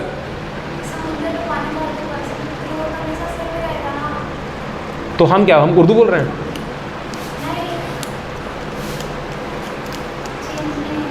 नहीं होगा ना। समुद्र का पानी का कॉन्सेंट्रेशन का मतलब ये कि समुद्र का पानी का अमाउंट उतना ही रहेगा ना। समुद्र के पानी में से तुम 20 बाल्टी पानी निकाल करके नमक के साथ रिएक्शन करा दी, समुद्र का पानी खत्म हो गया? नहीं हुआ ना। तो जिन चीजों का कॉन्सेंट्रेशन मतलब बेसिकली अमाउंट, मतलब नंबर ऑफ मोल चेंज नहीं हो रहा होता है, आप उनके कॉन्सेंट्रेशन की चर्चा नहीं करेंगे। बात में आ रही है ना? तो उनके कॉन्सेंट्रेशन की चर्चा यहाँ नहीं करते हैं। तो ऑर्डर ऑफ रिएक्शन का मतलब होता है, ऑर्डर ऑफ रिएक्शन का पहले ये मतलब समझो कि ऑर्डर ऑफ रिएक्शन निकालना होता है, एक क्वांटिटी होती है, उसको आपको कैलकुलेट करना होता है। ऑर्डर ऑफ रिएक्शन निकालने से पहले आपको ये पता होना चाहिए कि वो रिएक्शन जो हो रहा है वो किन किन चीज़ों के कॉन्सेंट्रेशन पे डिपेंड कर रहा है। एक चीज़ के कॉन्सेंट्रेशन पे डिपेंड कर रहा है, या 2 चीज़ें कॉन्सेंट्रेशन पे डिपेंड कर रहा है, 3 चीज़ के, 4 चीज़ के, 5 चीज़ के। बस मेरी क्या? तो मान लो n चीज़ें ऐसी हैं जिनके कॉन्सेंट्रेशन पे वो डिपेंड कर रहा है। बात समझ में आ रही है मेरी? n चीज़ें ऐसी हैं जिनके कॉन्सेंट्रेशन पे रिएक्शन का रेट डिपेंड कर रहा है। आपको हम ये चैप्टर बहुत सरल बना देंगे, आप नोट मत दीजिए। रेट ऑफ रिएक्शन, ये ऑर्डर ऑफ रिएक्शन निकालने का इतना सुंदर सुंदर फॉर्मूला है ना, छोटे छोटे फॉर्मूला है, पूरी दुनिया उससे खत्म हो जानी है। तो हम क्या बोल रहे हैं कि अगर आपको यूनिट लिखना है तो यूनिट लिखने के लिए आपको समझना पड़ेगा, यूनिट लिखने के लिए आपको समझना पड़ेगा, अगर मान लो एक रिएक्शन ऐसा लिखते हैं कि 2a + 3b = c + d, कुछ इधर कुछ भी लिख दो, इधर से मतलब नहीं है मेरे को सिर्फ इससे मतलब है, रिएक्टेंट से मतलब है। ये रिएक्शन का जो रेट है ना, ये रिएक्शन का रेट ये 5 चीज़ों पर डिपेंड कर रहा है। इस रिएक्शन का रेट 5 चीज़ों पर डिपेंड कर रहा है, 2 एटम्स A और 3 एटम्स B पर डिपेंड कर रहा है। बात समझ आ रही क्या? ये रिएक्शन का रेट 2 एटम ऑफ A पे डिपेंड कर रहा है और 3 एटम ऑफ B पे डिपेंड कर रहा है, क्योंकि हर बार इस रिएक्शन को प्रोसीड होने के लिए 2 एटम A के चाहिए और B के 3 एटम चाहिए। रिएक्शन हो पाए, तेजी से हो पाए, इसलिए हमेशा A के 2 एटम्स प्रेजेंट होने चाहिए और B के 3 एटम प्रेजेंट होने चाहिए। इस केस में मान लो जो प्रोडक्ट बना, मान लीजिए जो प्रोडक्ट बन रहा है ना वो A3B2 बन रहा है, जो, या फिर एक काम करो 2 है ना, इसको लिख दो A2B3 लिख दो, ये प्रोडक्ट बन रहा है मान लो, ठीक है। अगर ये प्रोडक्ट बन रहा है तो इस प्रोडक्ट को हर बार बनने के लिए आपको 2 ठो A और 3 ठो B चाहिए। क्या वहाँ पर अगर एक सिंगल A रहेगा तो प्रोडक्ट बन पाएगा? नहीं बन पाएगा। क्या वहाँ पर अगर B 3 हो के 2 रहेगा तो बन पाएगा? नहीं बन पाएगा। बात में आएगा। तो आपको पहले ये देखना होता है कि असल में कितना मोल, जितने भी रिएक्टेंट है, यहाँ ये एटम नहीं है, इस केस में एटम बोल दिया, ठीक है, हो सकता है कि यहाँ मॉलिक्यूल प्रेजेंट हो सकता है कि यहाँ पर मॉलिक्यूल प्रेजेंट हो। आपको नंबर ऑफ मोल का ध्यान देना है। A का 2 मोल चाहिए हमेशा और B का 3 मोल चाहिए हमेशा। तो असल में कितने टोटल मोल हुए? 5। समझ में क्या? 5 मोल चीजों पर ये रिएक्शन डिपेंड कर रहा है। जब आप किसी रिएक्शन को ऐसे लिखते हैं AA + BB तीर बना के CC + DD, और इसके लिए रेट ऑफ रिएक्शन लिखते हैं R = K ब्रैकेट में A के पावर A इंटू B के पावर B। तो इनके ये अगर मान लो इसी में हम कहीं पर जोड़े होते समुंदर का H2O, तो समुंदर का H2O के बगल में 1 2 3 4 नहीं लिखा होता ना, क्योंकि वो खत्म नहीं होता ना। अगर रिएक्शन में 1 2 3 4 लिखा भी होता है, ये बोलता है कि ये पानी जो है वो एक रिजर्वायर से लिया जा रहा है, रिजर्वायर मतलब भंडार, तो पानी का कॉन्सेंट्रेशन यहाँ नहीं लिखा जाता। बात समझ आ रही क्या? पानी का कॉन्सेंट्रेशन अगर आप लिखते भी H2O मान लो पावर X, तो इसकी वैल्यू 1 हो जाती, क्योंकि ये चेंज ही नहीं होता। बात समझ आ रही क्या? पानी का कॉन्सेंट्रेशन जो है उसको हम 1 मान लेते कि वो हमेशा 1 फ्रैक्शन में ही रहेगा, पानी खत्म नहीं होगा। डिग्री ऑफ डिसोसिएशन आप समझते हैं क्या? आपको पढ़ाया गया डिग्री ऑफ डिसोसिएशन, उसकी वैल्यू हमेशा 1 रहेगी ना, चेंज नहीं होगा, वो पानी खत्म ही नहीं होगा, ऐसा होता है। तो हम लोग रेट लॉ, मतलब ये जो लॉ ऑफ मास एक्शन लिखे हुए ना आप, रेट ऑफ रिएक्शन का इक्वेशन, इसके अंदर आप सिर्फ और सिर्फ उन्हीं रिएक्टेंट का कॉन्सेंट्रेशन लिखते हैं जिन रिएक्टेंट के कॉन्सेंट्रेशन में असली में रेट डिपेंड करती है, ठीक है।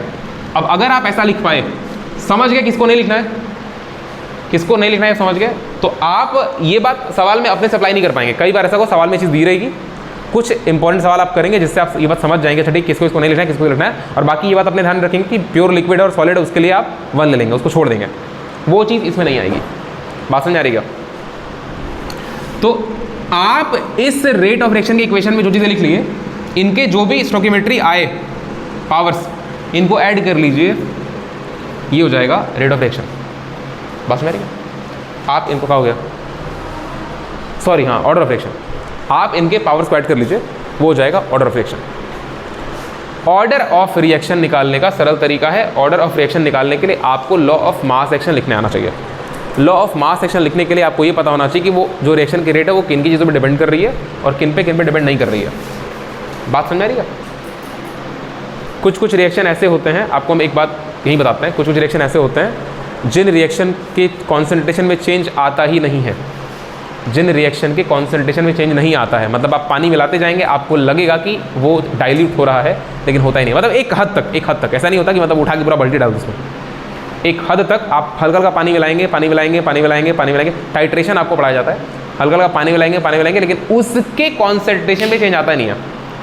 आगे आएगी वो चीज़ ना, सारी चीज़ें जाने क्या करोगे। तो इसका यूनिट लिखने के लिए आपको अगर रेट ऑफ रिएक्शन समझ गया ना, अरे सॉरी, ऑर्डर ऑफ रिएक्शन समझ गए, तो इसका जो यूनिट बनता है किसका भैया, K का। ये जो K का यूनिट बनता है, देखो K का फॉर्मूले से यूनिट निकाला जाता है, R = K, कॉन्सेंट्रेशन, ठीक है।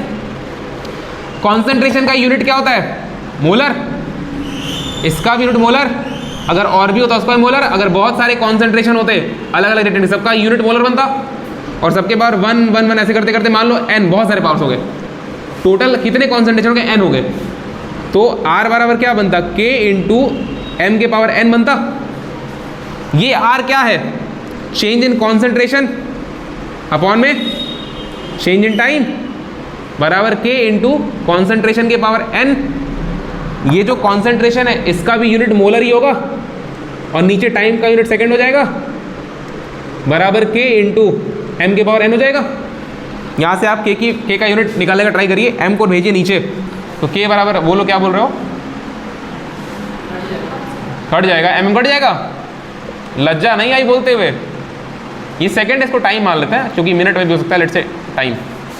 हाँ जी, n ऊपर जाएगा तो m के पावर 1 माइनस n हो जाएगा और टाइम ऊपर जाएगा तो टाइम इनवर्स हो जाएगा।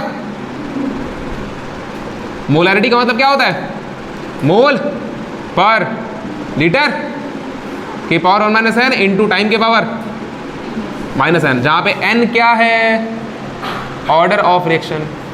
एक है ROR, एक है OR। ROR माने रेट ऑफ रिएक्शन, OR मतलब ऑर्डर ऑफ रिएक्शन। जिस प्रकार से आप ऑर्डर ऑफ रिएक्शन समझे हैं उसी प्रकार से एक और वर्ड आता है मॉलिक्यूलैरिटी। दोनों की वैल्यूज आपको सेम सेम देंगे, कंफ्यूजन आएगा।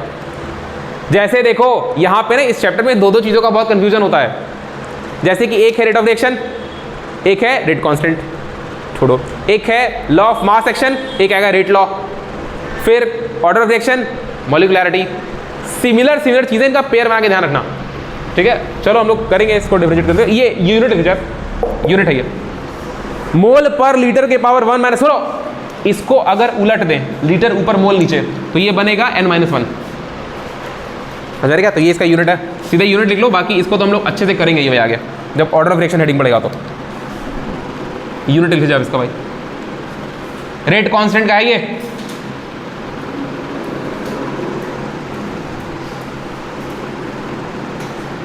और ऐसा नहीं दिमाग लाएंगे सर, एक काम करिए, मोल को 1 दे दीजिए और लीटर को -n दे दीजिए।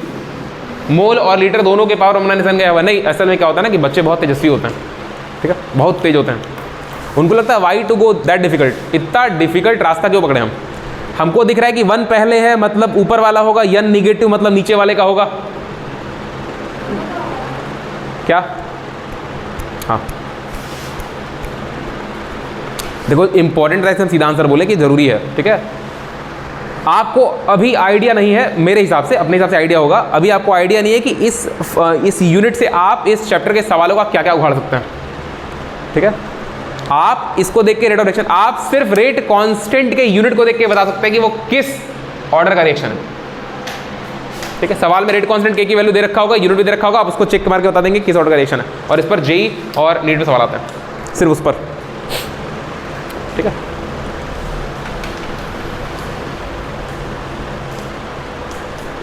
हम लोग जीरो ऑर्डर रिएक्शन पढ़ेंगे, हम लोग फर्स्ट ऑर्डर रिएक्शन पढ़ेंगे, और हम लोग सेकेंड ऑर्डर रिएक्शन पढ़ेंगे, और हम लोग स्यूडो फर्स्ट ऑर्डर रिएक्शन पढ़ेंगे, ठीक है। फिर हम लोग एंजॉय करेंगे।